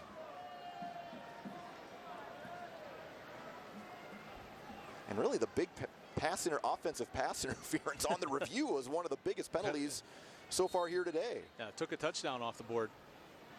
Nick Eaton now sneaking up onto the line, and he's coming. Boy, Lance all day. And now he's going to take off and run across the 30 to the 34-yard line, chased out of bounds that time by the linebacker Eric Flowers. We're down to 29 seconds to go until halftime. Once Lance started scrambling, I saw Christian Watson take off up the sideline, and I didn't know if maybe he was going to take that shot downfield on a scramble deep situation. Brings up second and 14 for the Bison. Griffin Crosa did make a 46-yarder barely last week, hit the crossbar and bounced through. So you have to figure the Bison still need at least 35 yards here to get in reasonable range for the freshman. Lance flushed again, fires across the middle, and that is enough for a first down. Phoenix Sproles makes the reception up to the 48-yard line. 21 seconds until halftime, and a timeout called by Matt Entz. Well, it's nice to see him be accurate on that, because one of the things that Trey Lance has been working on are the throws off to his left. They have had a tendency to roll just a little bit short or a little bit low. That time he rolled right and was still on target. Let's go down to Ryan Gellner. Hey guys, I chatted with Griffin Crosa, the Bison kicker, just before this football game. He told me inside the Fargo Dome he likes himself from 50 yards. He feels like 50 yards is right in his range. That may be where the Bison are trying to get him now. It's a First International Bank and Trust sideline report. Guys? Well, he may be comfortable from 50. I'm not sure Matt Entz is comfortable from 50. Thank you, Ryan. So 1st and 10 here from the 48-yard line. Still plenty of time to get a couple plays off here and get a couple chunks of yardage. 2 timeouts to work with. Yeah, the Aggies were on a deep single high safety on the last 2 particular plays. Yeah, now they're starting too deep in the safeties, rolling one up to that bunch formation. Kapuris, the motion man. One-on-one to the high side like that. Lance gunning it outside. Kapuris inside the 30, down to the 29-yard line. Just getting it over the outstretched hand. I believe that was Venable, who was in on the coverage, and a perfectly delivered ball by the redshirt freshman from Marshall, Minnesota. Oh yeah, spot on with that one, Brian. That ball was delivered beautifully. Nodak Insurance Company replay. I thought to the high side he might go to the one-on-one, but Lance is able to get it right over the outstretched arms. And that was Venable. Drops it right into Kapuris. And dangerously close to field goal range now, but still an opportunity to run a play or 2. Bison still 1 timeout, but I'm sure Matt Entz would love to get another 10 yards at least here for a more manageable field goal attempt for the freshman from Powell, Ohio, who has yet to miss in his college career. 3 of 3 so far on the season. North Dakota State will also get the ball first coming out of halftime as well. Yeah, Bison won the toss, deferred.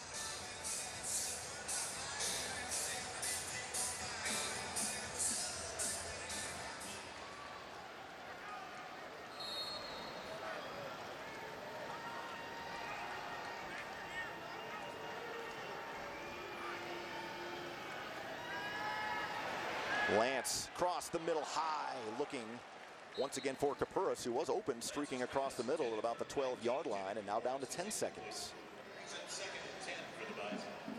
Kapuris was in the tandem to the high side. The outside guy runs a fly, and then it's the deep cross from Kapuris.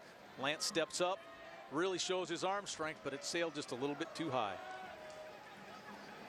Aggies did a good job on Elson. I was kind of keeping my eye on Ben to see maybe if he could get a tight end open over the middle, but Davis was on number 82 pretty strong right there. First to the high side, Ellefson working there in the slot, setting up a screen. Oh, it's open. Cofield's got to go. He tries to slip on a one-arm tackle and then down to the 23-yard line, down to a second left, and a timeout quickly called by North Dakota State. And here comes the field goal unit. Connor Airy was the one who slowed him down enough. The third and final of the half. Just get 30-second timeout. Otherwise, that was a potential touchdown. I mean, there was that much room, I think, on the wide side. But Airy got a hold, I think, of like a thigh pad or something, and slowed the runner down. So this will be a 42-yard attempt for Crosa.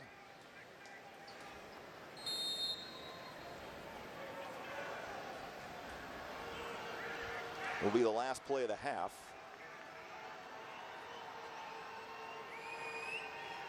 Snap down, it is up. If it's got the distance, it is good. The true freshman delivers and tacks on 3 more points for North Dakota State as the Bison extend the lead to 17-13 here at halftime. Can't say enough about how this freshman from Powell, Ohio has come onto the scene and paid dividends with the injury to Jake Reinholtz. Ryan Gellner is standing by with Matt Entz. Matt, those are some huge points at the end of the half. No question. You know, they got into a little bit of a 2-minute, tried to use all our timeouts. We saved them for that last minute, and so worked out well. You know, would have liked to have been a little bit closer, but hey, we'll take the 3 points. They've been able to get you a couple times when they're on offense. The screen has worked. They've been able to get you down the field. Well, they're nowhere aggressive, and they're trying to take advantage of. I'm still seeing some missed tackles in situations. We had a cover 2 bust right here where it was a screen. We should have knocked it down for a gain, a minimal gain. Still got to challenge the guys that continue to make plays and finish each snap. All right, go get them. You bet. Thank you. Guys, back upstairs. All right, thank you so much, Ryan. Boy, good first half of football. A lot of momentum swings both ways. Each offense over 200 yards total here in the first half. We'll step aside. I was going to say, absolutely. There's both good and bad to talk about in both sides of the locker room. All right, we'll step aside. Proceed halftime report with Kyle, Alex, and Beth coming up here on the KBLY Camp Wire Bison Television Network.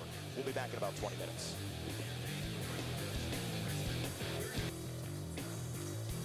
Almost set for the start of the second half here between UC Davis and North Dakota State, 17-13. Good football game, and we are joined by a special guest, Senator John Hoeven, back in North Dakota, and kind enough to spend a few moments with us. And John, you want to get us started here, right, to start this half? Great to be with you, and I think we're going to get an interview with Ryan Gellner, right? Yes. All right, let's hear it. Well, Coach, it's been an exciting first half. You've been able to get North Dakota State with those screen plays, been able to get them deep a couple of times. Assess the first half. Fun game. Fun atmosphere, 2 good teams going at it. It's what it's supposed to be. Adjustments for the second half. What do you guys need to do better to get on the other side of the scoreboard? Oh, we always have a lot of wrinkles, but we ain't going to give the Bison that stuff. You'll have to figure that out. You got all the experts up there. They'll get it figured out. I've heard you talk in person. I was hoping you'd give me something like that. I appreciate it. All right, guys, thanks. Good luck second half. Thank you. Guys, it's Coach Hawk. What can you say? Hawk is an interesting guy. Yeah, isn't what he? was his previous job? Let me see. He worked at ESPN before coming back to coaching. He looked kind of relaxed. I don't know. Great game. So, what are your thoughts of the first half, Senator? Fantastic, really good game. That run by Trey Lance at the goal line. I'm down there with Jeff Bentram in the box. I said, Jeff, that looked like you back in the day, but just the pick by Jabril Cox, some really great plays. But this Aggie team came to play, right? They're quarterbacks for real. Yeah, he slings it around all Jake over Mayer, the place. He's good, yeah. What do you anticipate here in the second half? I'm counting on the Bison now to, keep doing what they have been doing. Hopefully get that rush, get to the quarterback a little bit, wear him down, right? Wear him down and win the game. Huh? Yeah, I'm interested to see if the Bison could find some consistency in the run game. The C and D's, which we thought might be open, weren't quite there. We thought the middle would be a little bit more open. The Bison still have 77 more rushing yards, which is what their advantage is. But we'll see where it's at. North Dakota State, as Lee mentioned just before halftime, won the toss and deferred, so the Bison will have the ball first here to start this second half, leading by 4. Marquise Bridges, Ty Brooks, both back deep, and UC Davis continuing these 2 kickers on the field with Matt Blair and Max O'Rourke.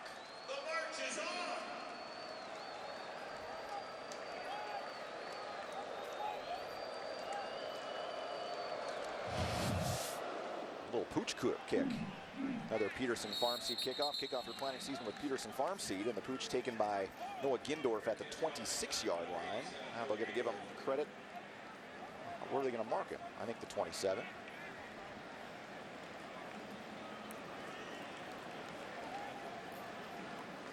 First and 10 for the Herd at the 27-yard line. Was asked a lot in the halftime by people, well, so did you expect this, or does this surprise you? And I'm like, no. The Aggies are good. Been able to hold up very well on the defensive and offensive front so far. There's Ty Brooks sneaking through a hole and turned back by Nasanesi after a gain of 5 yards up to the 32. Ty Brooks, one of those North Dakota guys that making a name for himself here at NDSU. Here are the first half numbers sponsored by the North Dakota Beef Commission. funded by beef farmers and ranchers, on Trey Lance. 86 yards, did most of that damage on the final drive before halftime.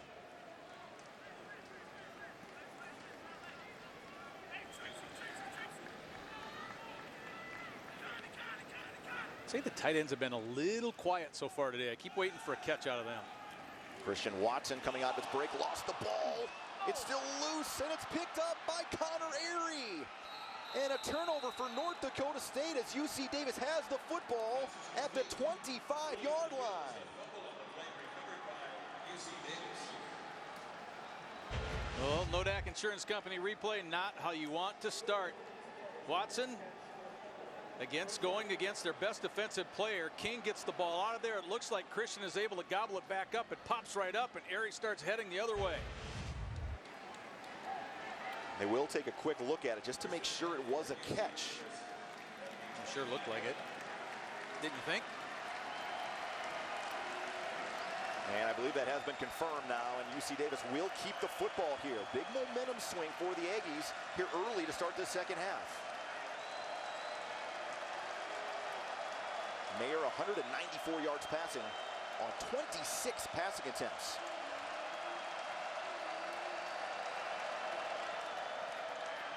Mayer gunning it across the middle, and that may have actually hit Marquise Bridges. Looking for Harrell, the intended target. And there's a look at Mayer, his first half numbers. Sponsored by the North Dakota Beef Commission, funded by beef farmers and ranchers. A lot of attempts, just the one interception by Jabril Cox. But he will continue to fire. Gilliam. Boy, fighting through tackles. Finally wrapped up by Kaiser and Marquise Bridges after a gain of 6. Gilliam was just a step away from stepping through that one. If he does get clear, there was probably nothing between him and the end zone. UC Davis 1 of 9 on third down today.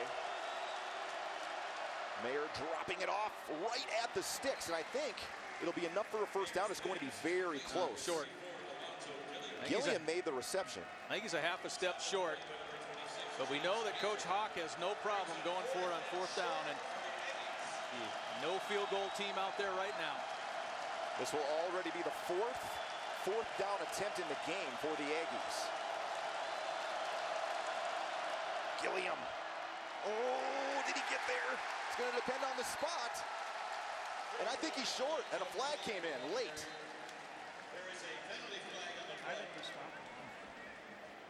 Needed to get to nearly the 10-yard line. It was about the 10.5-yard line where the sticks are. And now we'll figure out what the flag is all about.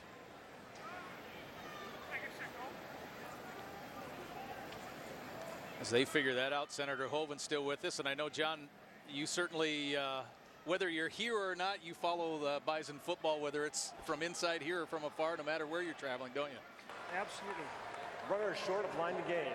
After the play, dead ball, personal foul on the offense. Bison ball.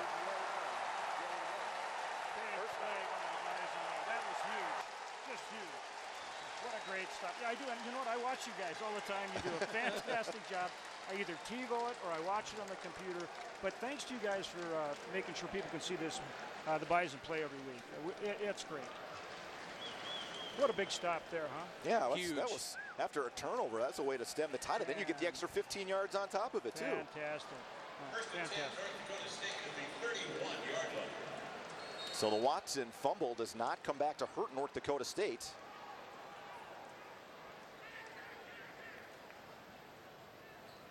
Back to the ground game. Cofield. Tough running. He's able to gain about 6 yards. And another tackle for Eric Flowers, who's been very busy today for UC Davis. Guard pulled. I think that was Jensen, so that's a power play trying to take advantage. I think that the Bison have been working over the nose tackle in this Okie front fairly well, and I'm not surprised at all to see success in the interior there, especially with a power run. You can get two guys on the nose guard and kind of handle him.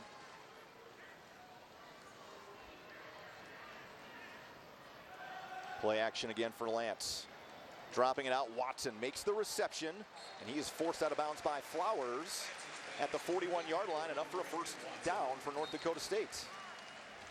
Anything stand out to you about this team so far, Senator, for the first 3.5 games? Well, you know, they've got a tremendous offense. Obviously, that quarterback, he's the real deal. He's very good. They got some good receivers, pretty good speed with the running backs. What surprised me a little bit, though, is their defense is playing better than I anticipated. Only 7 starters back out of the 22 for North Dakota State this season.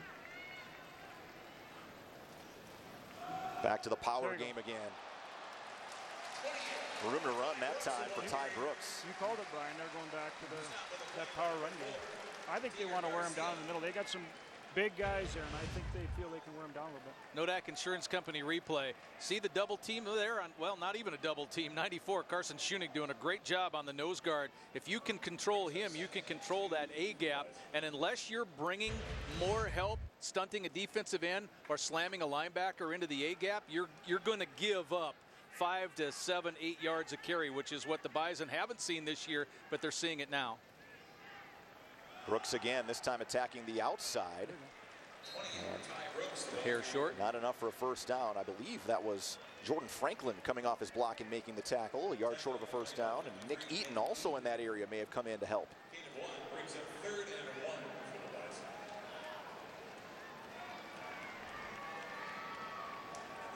Nice thing about grinding it a little bit, keeps their offense off the field as well, right? Yeah, and that's been, I think, a point of emphasis from the North Dakota State coaching staff is let's leave those guys over there and limit Tire possessions. them out, keep our guys fresh. Big third down here for North Dakota State at midfield. And how about that? It's the freshman Kobe Johnson getting the carry here in crunch time and getting enough for a first down to the UC Davis 48-yard line. Have you seen this guy play much? Yeah. Freshman from Lawrenceville, Georgia. This first game I've gotten to in person, but I've seen them all, you know, on television. And this guy's something, this Kobe Johnson, right?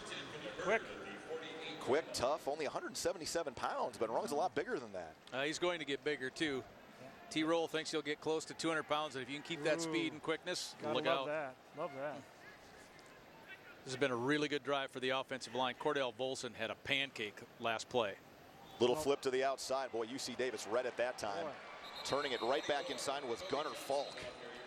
And that is going to be a loss of 6 yards back to the 46-yard line. Their defensive coordinator had that one figured out.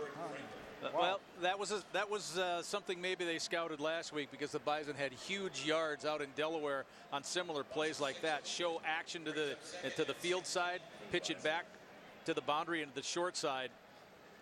Buying, building, or refinancing. Start with a Gate City Bank Blue Standard pre-approval and experience a better home loan. Get started today at gatecity.bank for a better way of life. Member FDIC, equal housing lender. Lance to throw. Gonna air it out deep. And it's caught. Christian Watson makes the reception down the seam, inside the 10, down to the 7-yard line.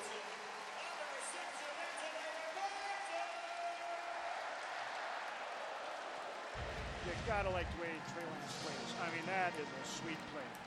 Unbelievable. Right there. Finds the seam. Picking on the safety on that particular play. Safety floated a little bit too much to the wide side of the field. Watson sensed that. Lance was patient to let the play open up and develop. Falk was trying to rip it out, and Watson secured that thing as he went to the ground. First and goal. Looked like a design run. Then like a pass, and then a whole bunch of white jerseys getting on the pile, including Eaton, who flew on top of it. And it'll be a loss of a yard. But sometimes the best play is not to make a poor play, and to neither force the initial run or that little pop pass. It wasn't open. You just eat it and live for the next play. Right, and that's what we're seeing out of this young quarterback is patience and poise, right? Yes, very smart young man. So one thing Dan Hawkins even talked about is the poise that he plays with for such a young guy. He was asked about him, he goes, oh gosh. His first response was, oh gosh, he's multi-talented. Lance is going to keep it again. Driven back. UC Davis doing a nice job plugging things up in the middle. It may have been the safety coming in, Aaron Duncan. Helped put the stick on him, and Connor Airy is also there. Brings up third and goal from the 8.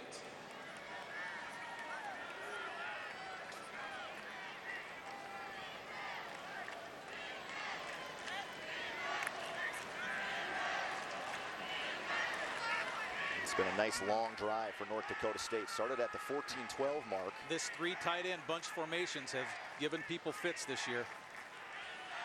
Lance going to throw out the feed to Watson. Tipped away on the play by Venable, and coverage incomplete.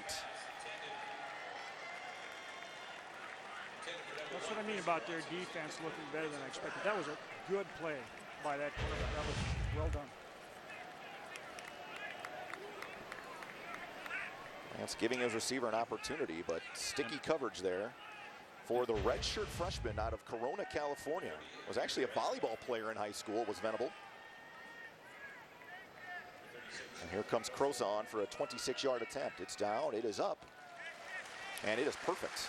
Griffin Crosa now 5 of 5 in his young career, and it extends the North Dakota State lead 20-13. Christian Watson, a 45-yard reception, setting up the field goal. The Bison extend the lead to 7 on the Egg Country Farm Printed Services scoreboard.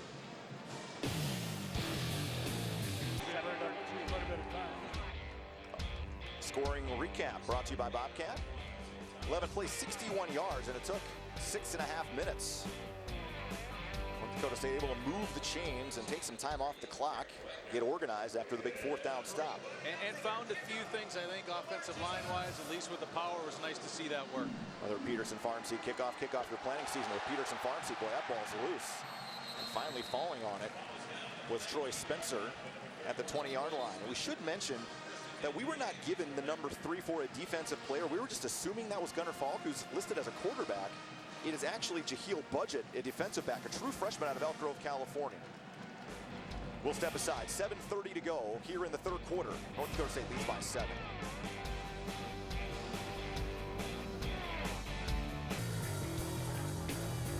Time now for the Gate City Bank Fan Cam. Send us your home or watch parties. Did you do your homework? We want you to send them to NBCBisonTVWatchParty.com. Hey, there's Brock Jensen and Jeff Ventrum, and we'll show them in the 4th quarter. NBCBisonTVWatchParty.com. Send us your photos today.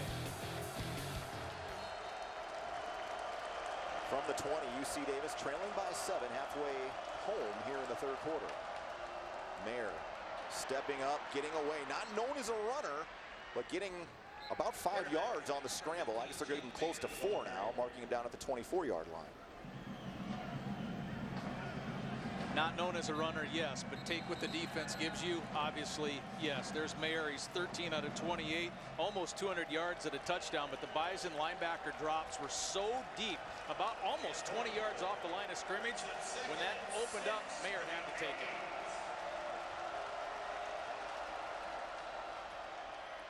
Gilliam trying to pick his way. Boy, a lot of green jerseys in the area. Excuse me, Teron Thomas getting that carry. Starting the 2nd half on this drive. And Brendan Cook making the stop for North Dakota State. Got some reps last week at Delaware. Had his first career sack. And it's 3rd and 4. Yeah, what a sequence Cook had. He followed that right up by knocking the ball out of the quarterback's hand, too. Mayer fires on target to Chris Vaughn, who runs away from Talbert again.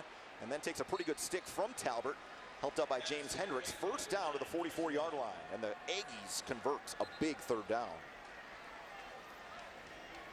This air attack is something, huh, Senator? It is. You know, they've done a pretty good job of converting on 3rd and 4th down a number of times. Mayer, Vaughn again makes the reception. Marquise Bridges wrestles him to the ground. And the Bison made the adjustment, put Bridges on the outside that time on the near side. But I liked what Grant Olson, the linebacker coach, in our conversation. I was like, okay, what do you see in Mayer? And he said, Jake has both arm talent and brain talent, and we've seen it today. Mayer fires again on target, has an open man on the comeback route, and that is Harrell. They use the run to set up the pass. You know, they'll run it a couple times, but it looks to me like most of this to set up the pass game. And just like that, the Aggies have it inside Bison territory down to the 42. Finding success on the wide side.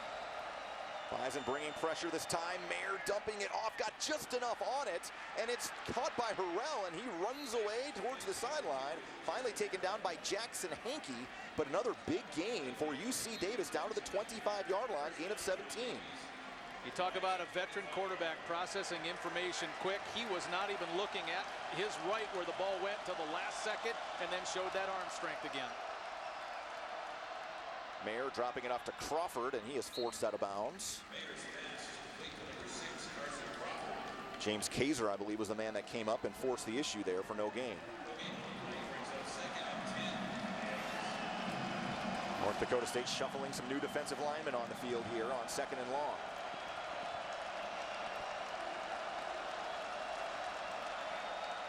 And it's a run.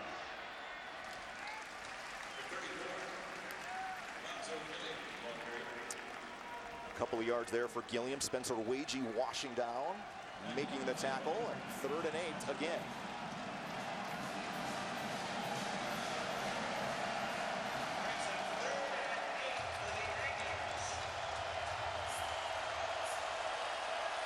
No receivers to the boundary. Everybody to the wide side.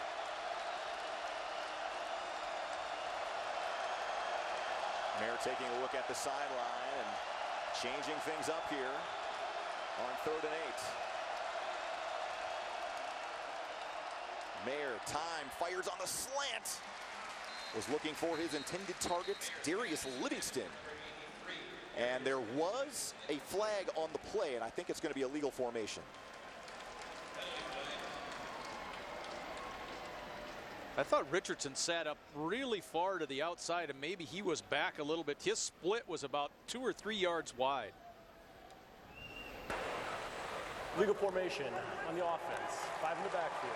The penalties decline. 4th down. So O'Rourke will come on to attempt a field goal.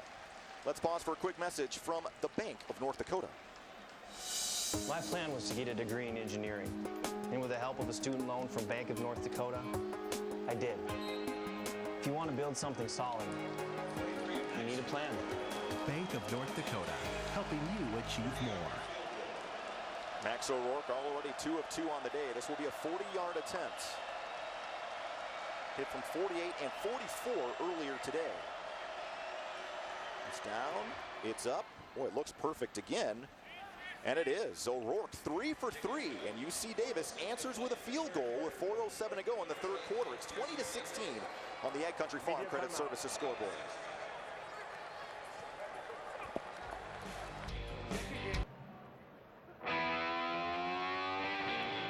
Your Bobcat scoring recap, 10 plays, 57 yards, and just 3:23. It's amazing they can run that many plays in just 3.5 minutes. And that wasn't even max hurry up out of the Aggies either. Fair catch. Boy, some of those little pooches are a little tricky on the Peterson Farm Seed kickoff, and Mitchell Cartas coming up to grab it across the 30-yard line.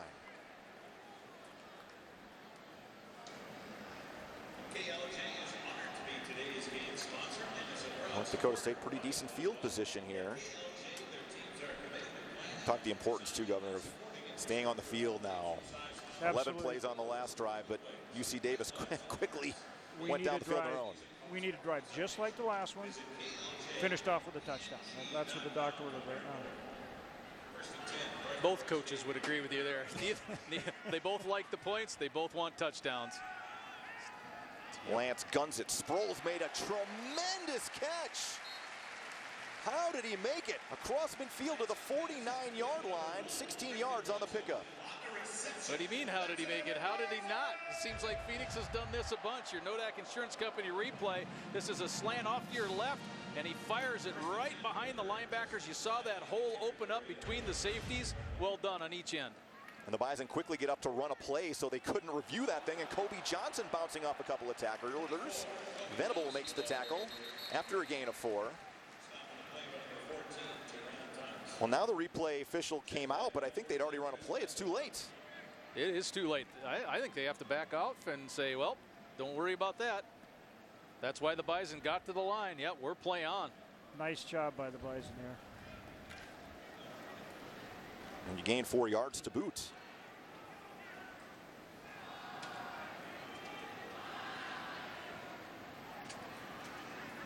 Ticking down towards 3 minutes to go here in the 3rd quarter. Back to the running game again.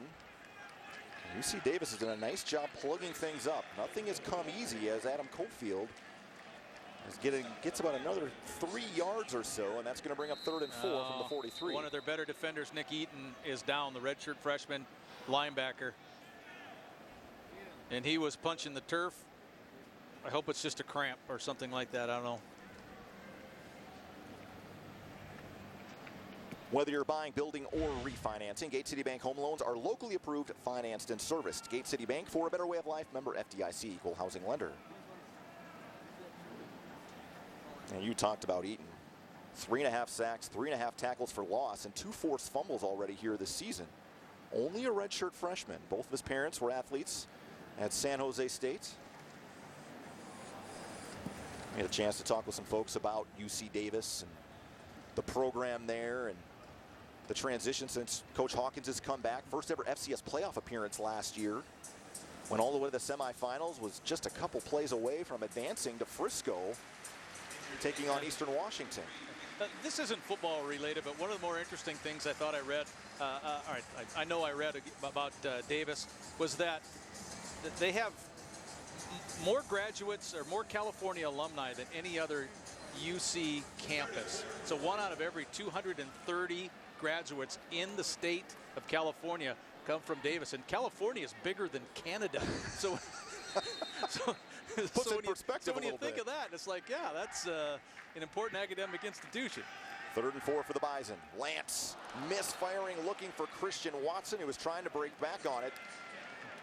And that'll likely bring out the punting unit. That's one of those you don't know if it's on the quarterback or if it's on the wide receiver, because Watson had an inside break. Lance read it on a little bit of an out. So Garrett Wegner on now to try to pin UC Davis deep. Isaiah Thomas, the junior, back deep once again. UC Davis has come after a couple of punts, not this one. End over end. Thomas calls for the fair catch and makes it. Well done there by Wegner inside the 10-yard line with 2:38 to go in the 3rd quarter. Well, John, Davis didn't listen to you. You said you wanted a long drive. It ended up in the end zone with points, and it didn't happen. But you know what they did do a good job of is pinning him down there inside the 10-yard line. So that last play was a tough one. It looked like the receiver was open, so I'm not sure what happened there. But they did a good job with the punt there. Now the defense needs to take over, right? Jake Mayer, 18 of 34, 246 yards, 1 touchdown, 1 interception.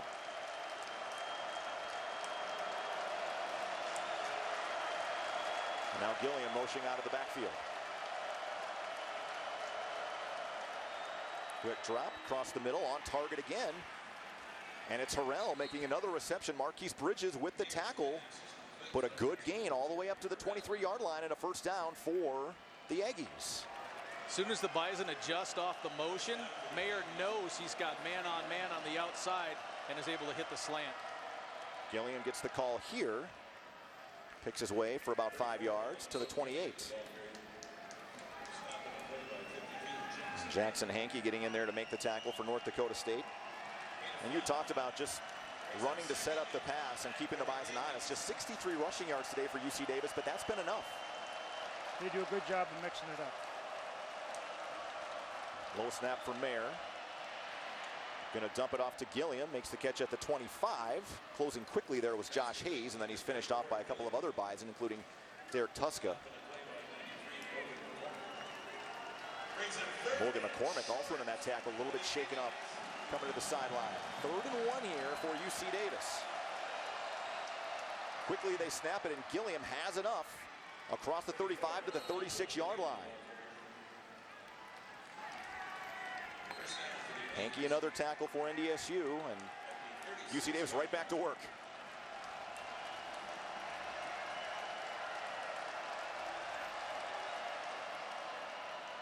Gilliam, good room to run this time, and final Michael Tutsley makes the tackle at the 41, another gain of 5. Just enough run and just enough success in the run to keep the Bison honest. They do a good job with the no huddle too, don't you think, Lee? Oh yeah. Gilliam motions out. A huddle would just slow him down. Bison bringing pressure again. Davis picks it up, across the middle and caught. Not quite enough for a first down, but still a good pickup there as Gilliam makes the reception, 3 yards short of the first down sticks. Okay, Mayer is so good at just waiting for the defense to dictate where the ball goes. The blitz comes up the middle, the blitz gets picked up. He knows he can stay patient. The middle is vacant. That's where he goes with the ball. Teron Thomas gets the carry, and James Hendricks was first there, and the pile pushing ahead all the way to the 45-yard line, and the UC Davis offensive line flexing its muscle a little bit on this drive. 4 starters back from a year ago. This is an experienced group. Have been a little banged up today, especially with Pettick's injury earlier. But again, Will Martin goes to center. He's played center already this year. Mayer time. And there's a flag coming in as Priest makes the reception. There's 2 flags coming in. It makes you wonder if it's offensive pass interference because Tutsy went flying backwards. I think it's offensive pass interference on the guy who caught the ball. Yep. He gave Tutsy a big shove. Pass interference on the offense, number 87. 15-yard penalty from the previous spot. Repeat, first down. 9th penalty on UC Davis here today. Now 89 yards in penalty yardage. Here it is, Nodak Insurance Company replay. That's what you're looking at, and that's exactly what was called. Now defenders will say that happens all the time. You're just not supposed to make it that obvious. So that'll back up Davis all the way to the 40. Inside their own 40, and it'll be first and a long way, 30 yards. And that'll take us to the end of the 3rd quarter. Senator, right, it's guys, been a pleasure. Thanks so much for inviting me up. Good to have you here. And you guys do a great job. Thanks so much for bringing us the game every week. We really appreciate it. Thanks for watching. Go Bison. Senator John Hoeven joining us here. We go to the 4th quarter. Good ball game, 20-16 when we come back.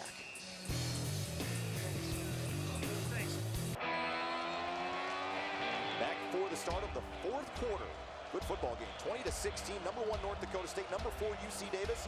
First and 25-yard line from the 40. Funky formation. Every available receiver to the left of the quarterback. Handoff goes inside to Gilliam, and the Bison ready for it. Tutsy coming in to help finish off that tackle. Bison defenders all over the place, and Matt Beegler, nice job coming up from his defensive tackle spot. Let's take a look at the Gate City Bank fan cam. Thank you to all that submitted your watch party picks. Good variety. Yeah, thank you very much. You used NBC TV WatchParty.com. Mark it down, use it for the rest of the year. Thanks for watching Bison football. A lot of youngsters getting their fix of Bison football today. Mayer throws, dropping it off, and Harrell is taken down immediately by Jabril Cox. Minimal gain of 1. Will bring up 3rd and 24. Well, you're obviously not going to pick up or maybe go for that first down on first and long. But the fact that the Bison in 2 successive plays have not given up any yards, now Davis is in a position where you really have to scratch your head on what do you call. We've seen some big chunks of yardage today in the passing game.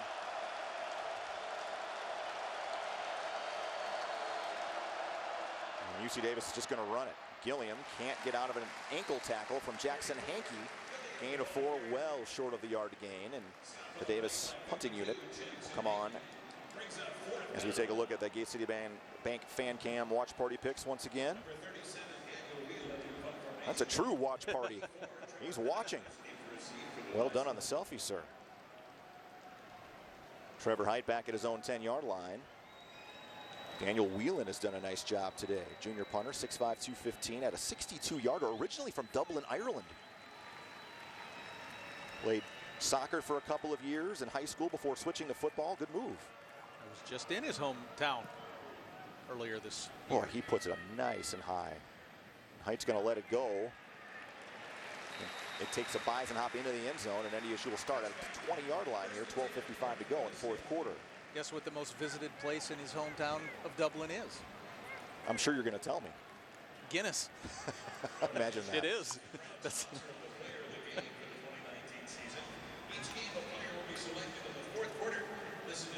important for North Dakota State, I have to say, to get off the field there. UC Davis has already run a bunch of plays. Well, we're way over 100 now, combined plays. 61 for UC Davis, 52 for North Dakota State. And the Bison come out of the diamond formation here. Delta, 3 backs in the backfield with Lance in the shotgun. Lance is going to keep it. Working off a block, trying to get to the edge, and Lance showing the speed. Has enough for a first down. A flag comes in very late. Lance got to the 31, but hold on. Sabian Clark had checked into the game for the first time. In the vicinity of where that last block was being made. Holding on the offense, number 89. 10-yard penalty from the spot of the foul. Repeat, first down. That'll go on Cole Jacob. Junior wide receiver of Medina, Minnesota. Went to Benilde St. Margaret High School, and that'll put the Bison behind the sticks once again. Yeah, and that'll cause your head coach to give that little bit of an anguished look, as we see from Matt Entz. So instead of a 1st and 10 at the 31, it'll be 1st and 10 at the 1st and 13 at the 17-yard line. 10-yard penalty from the spot of the foul. With the penalty, makes it 1st and 13.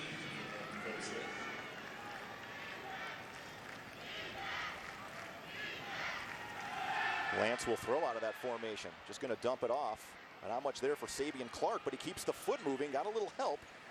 Was able to gain 3 back to the original line of scrimmage at the 20-yard line. Lance had to make a couple of quick checks, and his first look downfield was covered very well by the Aggies. Went to the dump-off man, and then, as you mentioned, Brian, I thought Clark did a decent job just to get 3 yards on that play. But there was somebody closing pretty quickly on Lance. He couldn't afford to hold it much longer.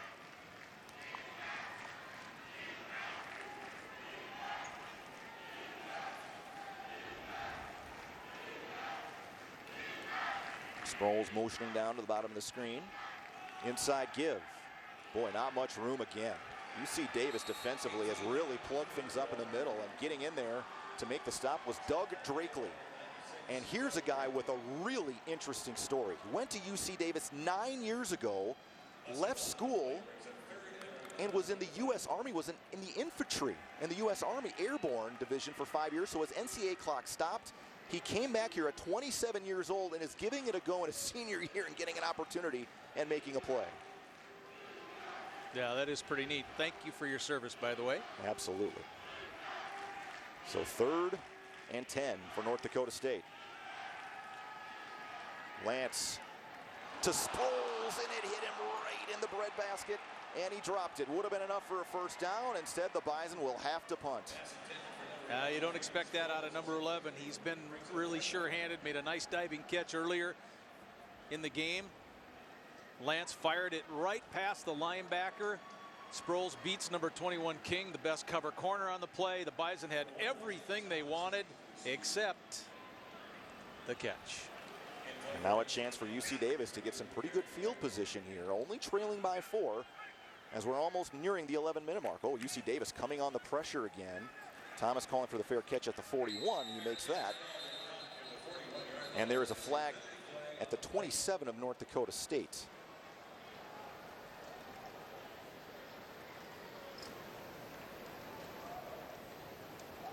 But from the Bison offensive standpoint, that was, I think, a frustrating series. Kick, holding on the return team, number 14. 10-yard penalty will be assessed from the end of the kick. First down. Now we'll go against Venable and back up UC Davis to the 32-yard line. 11:01 to go. Bison still lead it by 4, but UC Davis with the football when we come back.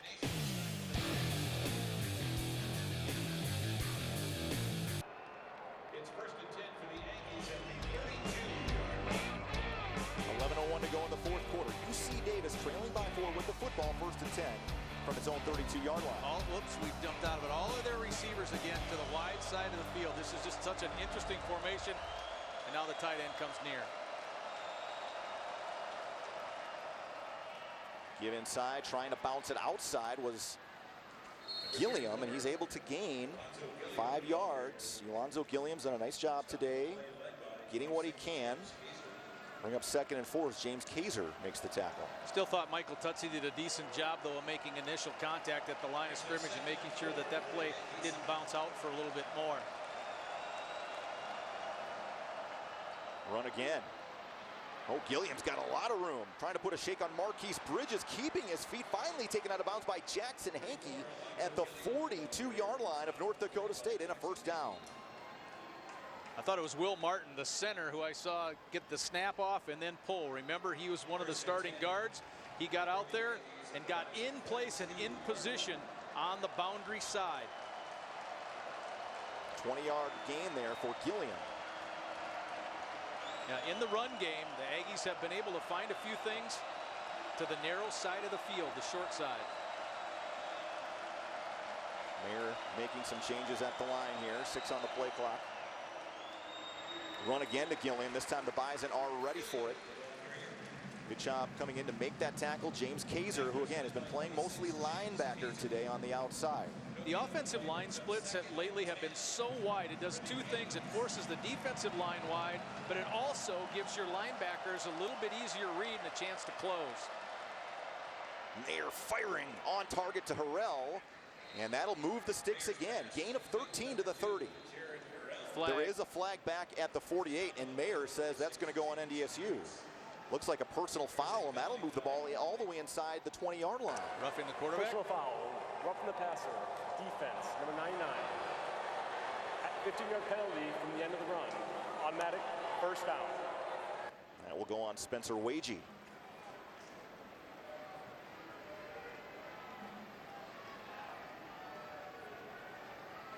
Well, Mayer has shown a really solid ability to be tough after he throws the ball. This time the hit came just a little bit too late. And he's been hit a lot. He's thrown a lot. He's got close to 300 yards. He's been very successful through the air.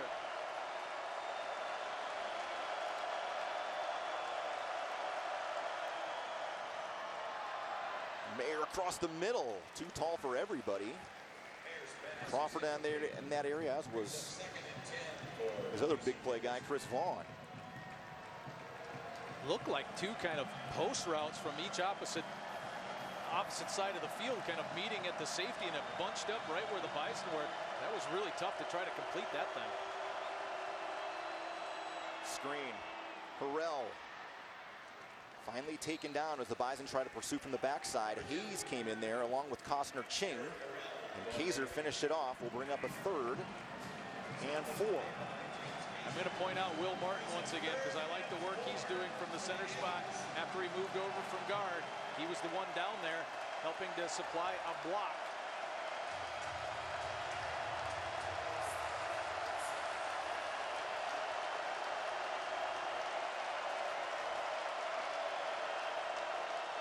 Mayer looking for a shovel pass, was able to get it to Priest as he hesitated, and it's going to be very close to the first down marker. I think he's about a yard short. Needed the 5-yard line. They're marking him down at about the 6. And here goes UC Davis quickly. Handoff inside, and a first down as Gilliam's just able to get across the 5-yard line, and that'll be 1st and goal. Wagey along with Jackson Hankey coming in to make the tackle. We go back a play to that 3rd down one, and you said he hesitated. It's because he had to. He had to wait, even though it was just about a half a step, but he had to wait for his tight end to open up.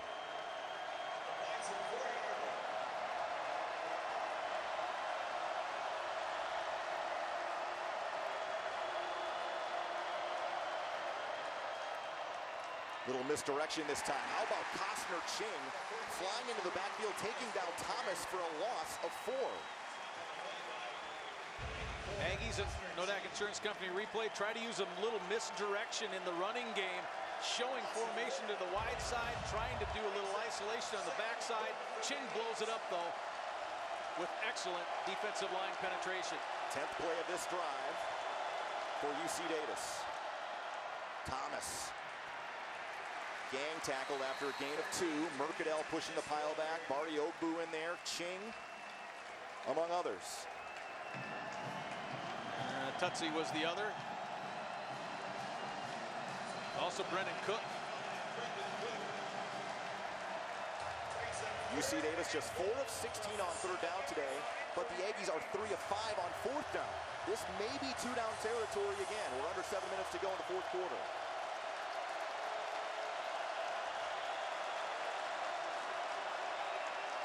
Bison twisting. Mayer to the end zone. It is intercepted! Michael Tutsi came up with it at the 2-yard line.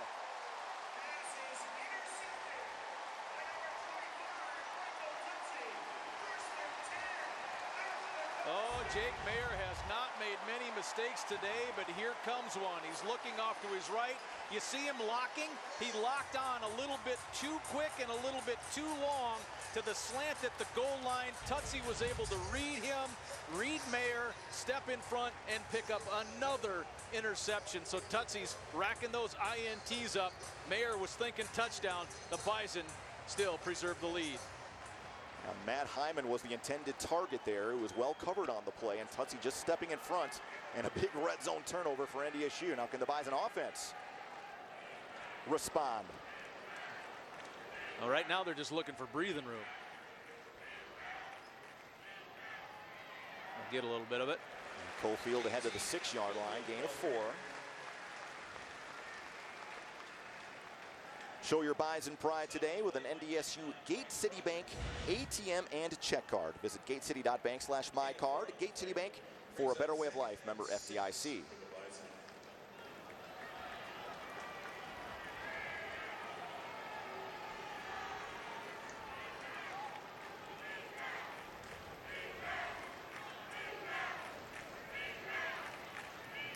Ground game again. Bison just trying to pound it now as Cofield keeps the legs driving all the way to the 18-yard line. Good blocking up the middle. Hunter Lupke did a nice job leading the way. There's some physicality right up front. Shooting, along with some help, take care of the nose. And the Bison just getting more bodies on, and then Shooting getting back into the play to help Cofield advance about another 5 yards after he looked like he might have been stopped.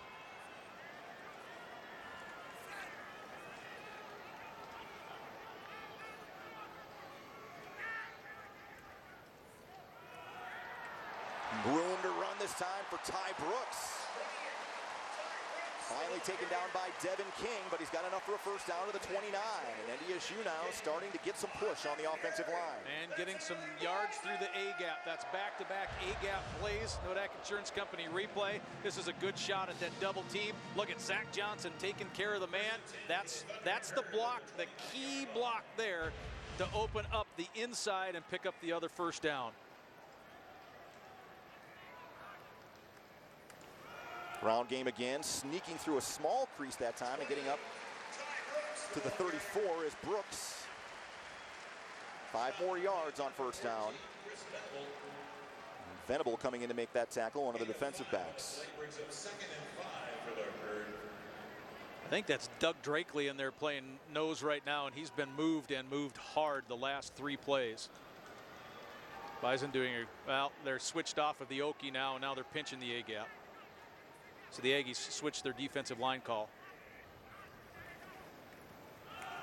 Cofield, not much room that time. Good penetration there from the defense. Connor Airy and also Devin King. 2 Aggies getting in on the play will bring up 3rd and 4. Brings up 3rd and 4 for the Bison. Let's pause now for a quick message from Tobolt Seed. Tobolt Seed offers the latest in seed cleaning technology to ensure your crop's full potential. Tobolt Seed also contracts, produces, and supplies the finest quality non-GMO soybeans to food manufacturers around the globe. Tobolt Seed, grow with us. 3rd and 4 for the Bison, and it's almost intercepted by King, who stepped in front of that pass. Kapuris, the intended target, and had King caught it, he would have been free sailing to the end zone. Ooh, Day King. He makes the break. The pass is thrown to the wrong shoulder of Kapuris. And that might be the only time that happens to him all year long. That he whiffs on a pick 6 the other way. North Dakota State now just 4 of 12 on 3rd down today. Did get some breathing room pushing the ball out to the 35 as Wegner will boot this one away for NDSU. Down to 4 minutes left. Kind of a wobbler. Thomas going to call for the fair catch at the 27-yard line. And UC Davis, 3:48 to go, has the football, trailing by 4. Exciting finish coming up here at the Fargo Dome.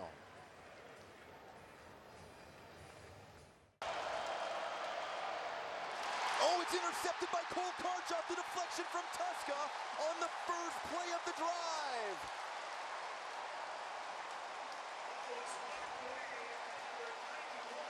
Back-to-back offensive plays have been back-to-back defensive plays for NDSU. The pick at the goal line. 91 slides in, and he's the one who's going to deflect it. Tuska right into the hands of Cole Karch. And the two defensive linemen get the combo interception, the defensive play of the day made right there. Well, the last two, I would say, tied. 1 and 1A. Third interception of the game for Mayer, and a critical one with 3:43 to go. The Bison at the 18. Brooks tiptoeing through a hole, stays on his feet all the way down inside the 10 and close to a first down at the 9-yard line. Success in the A gap. It didn't happen until the second half and into the fourth quarter. Nodak Insurance Company replay. Well, I thought Nash Jensen had a beauty in there. Bison interior line getting it done late in this game. Cofield checking in at tailback. Motion man is Lupke. Oof. You see Davis swallowing that thing up. One of the big bodies getting in there to plug things up right away was the big nose tackle, Josiah Suani. Timeout. Coach Hawkins will take the timeout. That is the first of the half. It's the 30-second timeout. But T-roll went right back to the power. And that time Davis did a good job with it from the backside. Buying, building, or refinancing. Start with a Gate City Bank Blue Standard pre-approval and experience a better home loan. Get started today at gatecity.bank for a better way of life. Member FDIC. Equal housing lender. Now, there's been a lot of big plays today, but this 3rd and 2 is big, massive. You know, if you have to quote unquote settle for the field goal, then Davis still has a chance, and you know that Mayer wants another opportunity after those last 2 picks. Now the Bison really, really, really want to keep the drive going.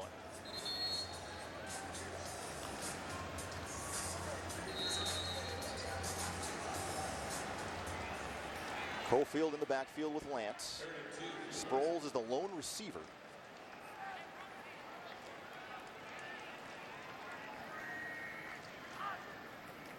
Lance is going to take off and run. Cutting it back inside the 10. Lance into the end zone. Touchdown.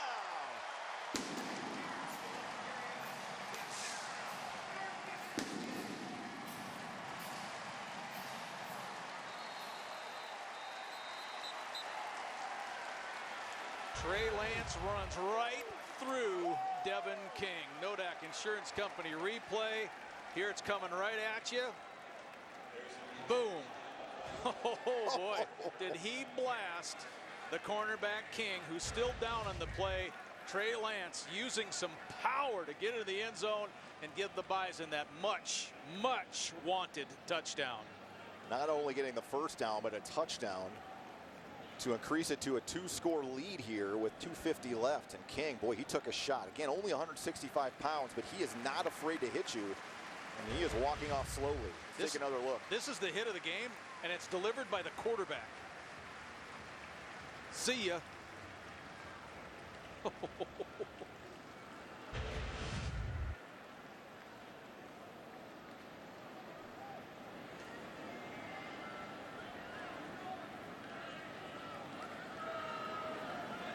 It's gotten to be a tough fourth quarter for number 21. He drops the interception, potential pick 6, go ahead score.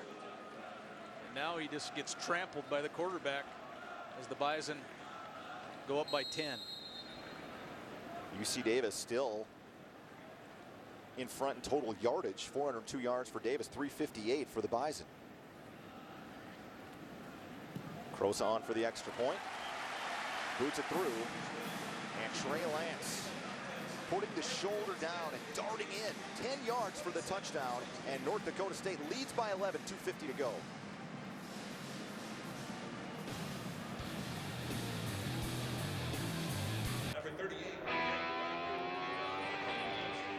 Bobcat scoring recap, 3 plays, 18 yards as Trey Lance, a huge 3rd down and 2, run into the end zone.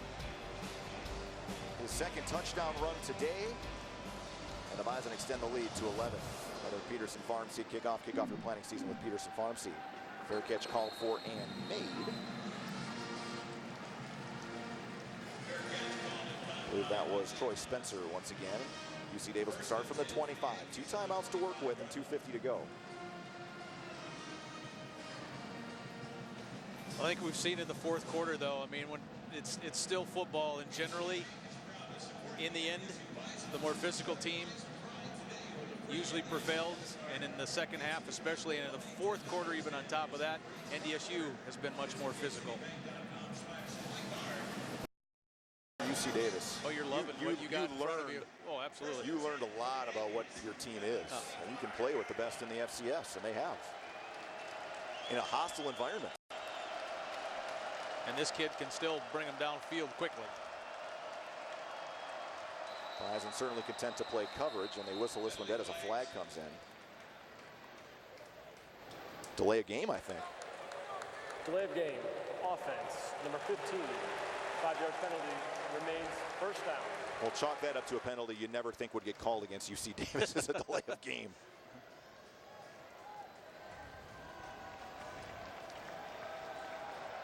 This copyrighted broadcast is property of North Dakota State University. Any rebroadcast, reproduction, or distribution without the consent of NDSU is strictly prohibited. 1st and 15 from the 20.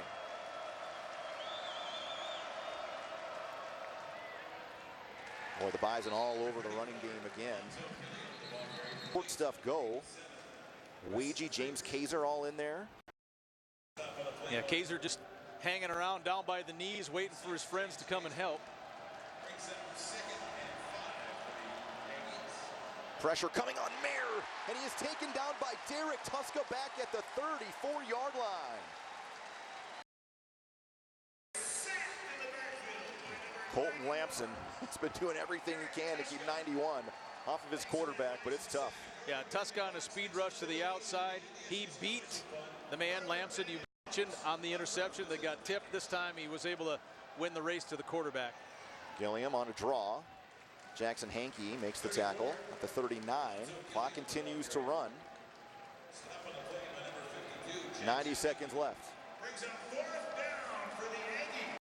4th and 8 coming up here for UC Davis. Aggies 3 of 5 on 4th down today. Mayer dropping it off. And Jabril Cox stopping the receiver well short of the 1st down yard to gain. Gilliam made the reception, and that will do it from here in Fargo. The Bison can take a couple of knees and walk out of here with the program's 25th straight victory. And now since 2010, 76-6 at home. That's amazing.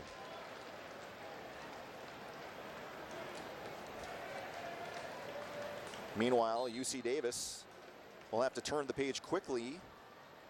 The Aggies hosting Montana in a Big Sky game at 1 o'clock Pacific time next Saturday at UC Davis Health Stadium. Ladies and gentlemen, attendance for this afternoon's ball game, 18,425, 18425. And Dan Hawkins has to be pleased with the way his team fought. Had the opportunities a couple of different times to swing back momentum, even grab the lead. Just not able to make the big play in crunch time. But there's a lot to learn from here, I think, if you're Dan Hawkins. Hey, we can play with people. There is. Coach Hawkins made a statement. I can't remember if it was after the Cal game or after the San Diego. I think it was after the San Diego game. In an interview I was watching, and he said that a football game usually comes down to 3 big plays. Who made the big plays? The Bison defense. So he was right, and it went against his team. The home team wins it 27-16. Matt Entz shaking hands there with Coach Hawkins. We should have mentioned that David Braun, the defense coordinator of North Dakota State, was on the staff at UC Davis for a period with Coach Hawkins for just a couple of months before going to Northern Iowa. And Braun also saw this UC Davis team in the FCS playoffs last year as the defensive line coach at UNI, so he's very familiar with them. And it just feels like NDSU can take some things away from this game, only giving up 16 points, but there were some nervous moments, certainly. Well, I think the Bison liked the fact and understand the fact and knew that they would get a tough game today, which they certainly did. So now you go into your bye before you start worrying about the conference. And there's Jabril Cox. As we look at him, the defense really came up big in that late in the second half and in that fourth quarter. But again, you go back from the Aggie standpoint, they are not going to come remotely close to seeing another team, especially in the Big Sky, that's going to play them as physical as the Bison did today. So he will not get beat up like he did get beat up and hit today. He's going to have a very, very huge year once again. And when they get in the conference play and everyone else is slinging it instead of trying to beat them up, you see this Davis team heading to the playoffs, no doubt. Yeah, we may see him again later in the year, too. Certainly showed a lot. Ryan Gellner standing by with NDSU head coach Matt Ince. Coaches always preach how they finish games. You finished today. We had to. That was the word of the week, was finish. Super excited for our guys. I mean, hold a team like that to 16 points and get some big 3 and outs and create some takeaways when you're backed up. We're continually trying to get better. And we'll get back to practice on Monday, but I'm excited for our group. Some uncharacteristic mistakes today. Drop passes, penalties late, things like that. Obviously not pleased with that. How do you clean those things up in the off week? Practice. We're going to practice Monday through Thursday, and we're going to do what we do, and we're going to make sure we put our guys in some adverse situations and continue to challenge them every day. But for right now, I'm excited to get in the locker room and celebrate with our guys. Trey Lance might have delivered the biggest hit of the game on that last possession there when he had the touchdown. Take us through that a little bit. Well, I think what you saw there was a culmination of some frustration on Trey. He knows he didn't play probably his best game, but we're going to go back and watch film and challenge him to continue to get better. He's a special player, and I'm super excited that he's our quarterback. Good win. Congratulations. See you in a couple weeks. Appreciate it. Thank you. Guys, back upstairs. All right, thanks so much, Ryan. 27-16 is the final. North Dakota State moving to 4-0. We'll enjoy the bye week and get ready for conference play against Illinois State on the road in early October.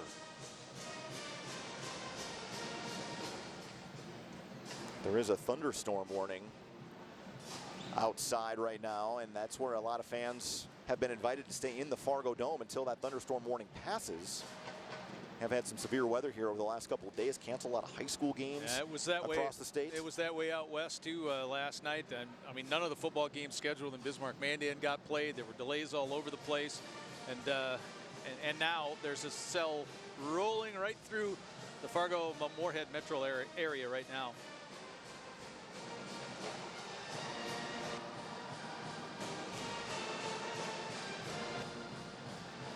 UC Davis, 312 passing yards. Mayer, 29 of 48. For the 312, the 1 touchdown, and the 3 interceptions. And the 2 late in that fourth quarter, really costly. Yeah, the one, if you're Mayer, you can put 1 on himself. That was the one at the end zone. That one was on him. The other one was just a good, a nice defensive play that was certainly made, and it gets bounced around between a couple of defensive linemen. Those interceptions you can't really say as put a fault or blame it on the quarterback. But the one that Tutsi picked off at the end zone when it appeared that Davis had the opportunity to get that go-ahead touchdown, that's the one that will be rolling around in his head for a very long time. And UC Davis really controlled the tempo, so to speak. North Dakota State had a tough time keeping up with all the personnel and how quickly UC Davis was going, and UC Davis ran close to 80 plays today. That's a lot of plays to defend. Now that's a boatload of plays, and I think one of the things that impressed me about Davis was that 3rd and long, do you want to be in that position? No. Did it rattle them? No, because they would run the ball, pick up 10 yards. We're going to go for it again on 4th down. So that to me was impressive, and you can tell that's a distinct reflection of your coach. Those are types of things that where teams take on the characteristic of your coach. I think that's an indication of Coach Hawk kind of rolling over and his team reflecting his attitude and his approach in situations like that. And Jake Mayer was not recruited very much out of high school. A partial to Hardly Sacred at all, Heart. yeah. Went out of there, went to Long Beach City College, really blew up there, led that program to a number 9 national ranking through 38 touchdown passes. A couple of the coaches on the UC Davis staff, when they came in with Coach Hawk, including Coach Hawkins' son Cody, said, we'd like to take you. He's been a 3-year starter, and you can't say enough about how this guy competes at a high level. Yeah, the coaching staff coincided with the transfer from the JUCO to get Mayer in, and Davis has used his arm and his brain to do some good things, and they will. This is a team that I wouldn't want to play again anytime soon. That's for darn sure. Yeah, very dangerous. Yeah.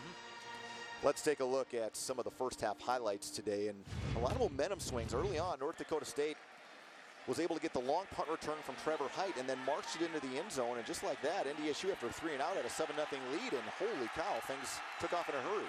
Height makes a real good initial move. Again, that first guy down as a returner, you don't think he's the one you have to worry about. You figure you can beat him. And then the Bison will go through the air. Capuris working himself free, and Lance finding him on the sideline there as he was flushed out to his left.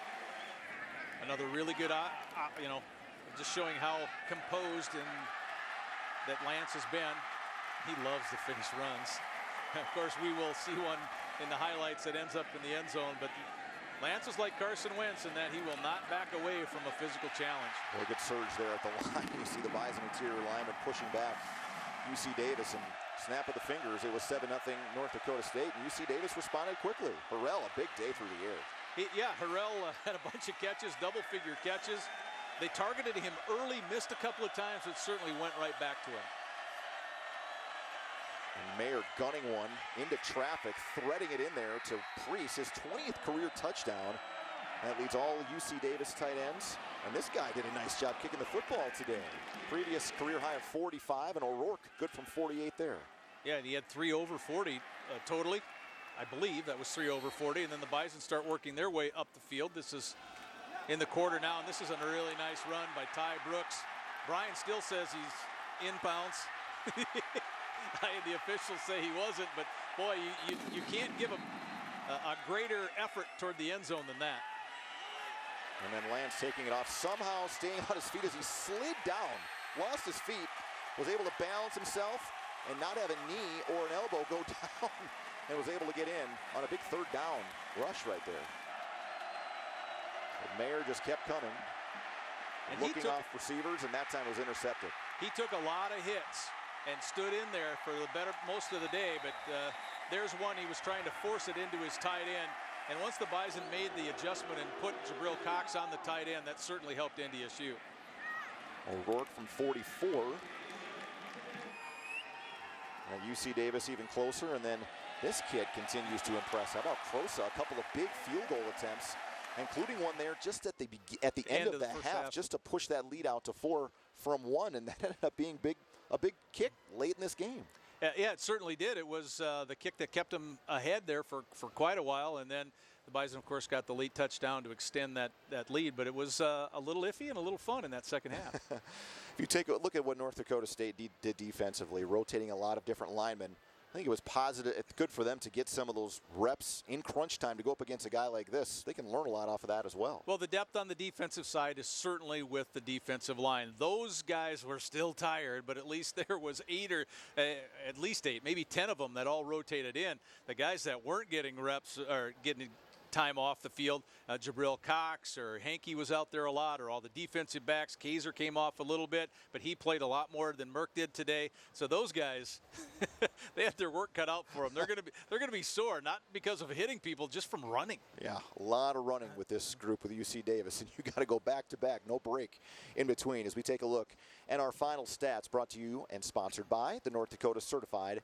Seed Producers.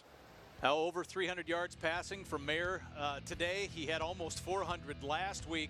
But then the Bison in the rushing game, in that 4th quarter especially, I really liked what NDSU was able to find, working within the A-gap. Some of that was from inside zone. Some of that was some A-gap power. Coach Roll went back to it on some back-to-back plays. They started to control the nose a little bit there with Carson Schuning, and of course the 2 guards helping him out. And I think once the Bison established that interior part and showed the physicality and started winning that physical battle by the offensive line is when NDSU was able to cement the win. I know there were some plays that crazy plays either side that didn't involve the line, but I really liked the offensive line in the second half. But I think in the pregame show we said something about when we talked with the coordinators, and we joked to Coach Braun, I'd rather be a Bison offensive coach this week than a defensive coach, and those 422 yards and 19 first downs will give you a little bit of an indication of what we were talking about. He knew they were in for a tough day, and they had a tough day thrown at them, but still, as Coach Entz said, we only gave up 16 points. Yeah, at the end of the day, that's what it comes down to. You mentioned it last week. Chris Kleiman said it last year, said it repeatedly through his career. Matt Entz has talked about it a lot. Field goals ultimately will not beat you, and that's what North Dakota State was able to do. Just giving up the 1 touchdown today ended up being huge. And credit to Alonzo Gilliam as well. Continue to run the football effectively to change it up a little bit and keep North Dakota State's defense honest. 110 yards on the ground total. 73 of those went to Gilliam. As we have our Nodak Insurance Company player of the game, and you could have picked a number of different guys. Derek Tuska certainly in the mix with some of the havoc he was wreaking. Yeah, Tutsi in there with another interception, leading the team in tackles. But Ty Brooks busting off a couple of runs, including this 58-yarder, setting up NDSU deep inside UC Davis territory. Yeah, Ty's thinking and Brian's thinking he's into the end zone, but that helped him get, I don't know if did he go over 100, but he came pretty darn close. Yep, 11 carries, 104 yards. 104 yards. So Ty Brooks in triple digits there. You see it right there. And some tough yards. You know, and this is one thing that gets overlooked a little bit from Ty, that when he came here, he couldn't block anybody. You couldn't. And now who leads a lot of those quarterback runs to the outside? Number 28. I mean, he's been able to develop into an all-around football player, and you like to see that, especially here in his senior year. And again, when he was recruited, they weren't sure what they were going to do with him. He was a return guy, and then they had him at corner for a while, and then moved him back to running back and tailback, and his speed is such a nice piece to have. And Ty Brooks is standing by, our Nodak Insurance Company player of the game, with Ryan Gellner. Yeah, guys, Ty, the Nodak Insurance Player of the Game. Congratulations. It took a little bit, but you had the big run. You were able to hit them over 100 yards in the end. It wasn't real conventional as far as the Bison play, but a W is a W, right? Yeah, we say any win is a good win, no matter how it comes. And defense did a great job today, bailing the offense out. The offensive line played a really good game for us, opened up some holes. You were able to stay patient. Take us through that 57-yard run where you came down the sideline. We always know power can hit backside. That's in the scheme of power. So I just stuck to my rules and principles, hit backside. I thought I stayed in. They said no, but it was a good run. I was going to ask you, Brian and LT upstairs, they couldn't tell if you stayed in, so maybe you're the only one that knows. Were you in? No, yeah, I was in for sure. Yeah, I was in. They're saying, yeah, you were. Their defense, I don't know if they had showed what they showed today on tape, but they were able to fool you guys a little bit. Yeah, they brought some pressures. We knew they would bring some pressures that we haven't seen. Probably took some stuff from UND, stuff like that, but we did a good job picking it up. I know we missed a few, but came out and won the game. 25 straight wins for this program. It's unbelievable. Yeah, it's hard to fathom. It's really hard to fathom in my eyes. I can't even put it into words. Take me through the bye week now. As a player, what do you do? How do you get away just a little bit? Obviously, you're going to continue to practice, but how do you step back just a little bit? Yeah, they're letting us go next weekend after Friday, so it'll be nice just to relax, get your mind off football. I know a lot of guys from the cities go back home. And if they're close enough, they go back home. But we still practice. We still got 3 lifts next week. So stuff like that doesn't go away, but yeah. I got to ask you about the last touchdown. You weren't on the field, you were on the sideline, but when Trey Lance lowered his shoulder and blew up that kid, I saw you run all the way down the sideline. Your thoughts on that play? I love it. He can come in the machine room if he wants. We love it. I don't know if Coach Hedberg is going to be thrilled with it because he's a quarterback, but we love those type of runs. Ty, we really appreciate the time. Congrats on the Player of the Game honors, and keep this thing going. Appreciate it. Guys, we'll throw it back upstairs to you. All right, thanks so much, Ryan. And Ty says he's in. I'm more inclined to agree with him. Yeah, he's still out. But Otherwise, it'd be a touchdown, Ty. But I like the one thing he said. He brought up Coach Hedberg. And Coach Hedberg and I have had a conversation over the years about running quarterbacks. Of course, Brock Jensen was so good at it, and Wentz would never back down from anybody in Easton Stick.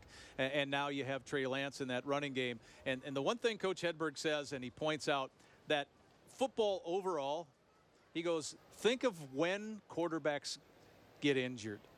Most of the time, it's in the pocket. So if you're out running and you're in control of where you're going and you can try to adjust to where those hits are coming, he said, so everybody freaks out when the quarterback runs, but the quarterback running the football is a lot less of an opportunity to get an injury bug than standing back and passing the ball. And if you go back to the UND game, where did Ketteringham get hurt? He got hurt throwing the ball. So yes, most coaches will tell you, we want him to pull back and not hit. But I loved the reaction from Ty there when Ryan started asking the question, because you could see Brooks has just started smiling and smiling and smiling before Ryan could even get the whole question out, because he knew what the answer was going to be. Everybody loved it when your quarterback can flatten a guy like that. And then that's also the game clinching touchdown. It's a beautiful thing. Nice luxury to have when you have a guy that's 6'3", 225 pounds that can run over you. And he was 235 pounds of spring ball, so he's been slimmed down a little bit. We do have some highlights to show from the second half as well. And a lot of momentum shifts. Neither offense was able to get anything going early in that third quarter, but then really UC Davis kind of had the momentum, and North Dakota stayed on their heels a little bit. Boy, here's one that just goes Davis's way right off the bat. Christian Watson has it knocked out. There's King, the guy we were talking about, making a real good defensive play, setting up his offense. And then UC Davis had their opportunities here, drove the ball down, and then on 4th and 1 decided to leave the offense on the field and go for it. And that was a huge stop for North Dakota State to get off the field without giving up any points. Trey Lance able to connect with Christian Watson, a 45-yard gain. Did you see where both hands were, though, at contact? Watson had him around the football. And Crosa delivers another field goal attempt that's made, and this young guy has really impressed. 5 of 5 so far in his young career, does not miss an extra point. Spencer Wagee taking down Gilliam. Tayron Thomas was also a busy guy today.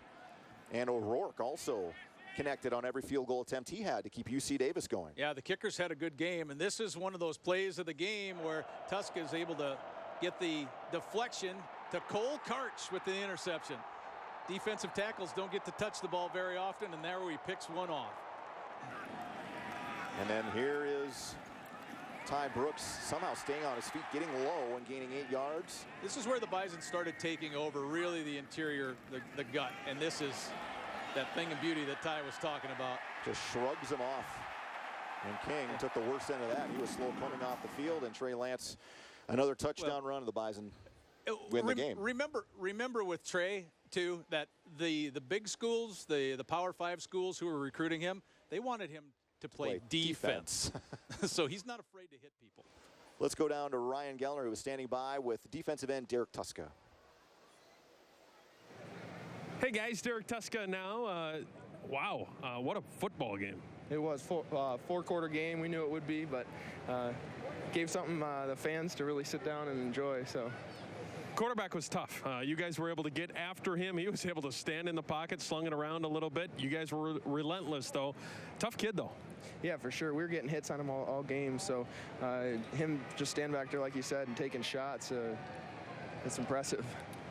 The Tuska tip at the end led to the interception and kind of turned this game around, or at least gave you a little bit of a deep breath at the moment, because they were headed in the wrong direction for you guys. Yeah, absolutely. Got my hands up, tipped the ball, and Cole was able to make a big play. So it's another big win for North Dakota State. I don't know how to say this. You don't get tested a lot, so I would assume in some regard, at least maybe it's more of a fan thing. But it's nice to be tested and know you can still come out on top, especially when you don't play your best football. It is, absolutely. And we emphasize don't take any wins for granted, because sometimes you really got to work for them like we did today. So a win's a win. Now you go to the bye week, and you get to maybe get away just a little bit. You'll practice all week, but you'll get to get away a little bit. Yeah, get our bodies back. It'll be a good break. We need it. I appreciate the time. Congratulations on the win. Thank you. Guys, back upstairs. Thanks so much, Ryan. Thanks so much, Derek. And LT, Derek Tuskey continues to impress, and UC Davis knew where he was. They were using a lot of backs and tight ends to make sure there was protection help on that side. Yeah, they chipped on number 91 quite a bit today, so he had to work really hard for what he got. That's what makes him a little extra special in the fourth quarter when he can finally get there and then help your defensive line mate get an interception. Absolutely, and Costner, Ching, Matt Biegler also played some really impressive reps as well in the middle from the defensive tackle position. That'll do it for us from here at the Fargo Dome. It has been fun to have a great game like this between two top 5 teams in the FCS, as North Dakota State wins at 27-16 and will hit the bye week. We're back with you on October 5th on the road at Illinois State as we get into Missouri Valley Conference play.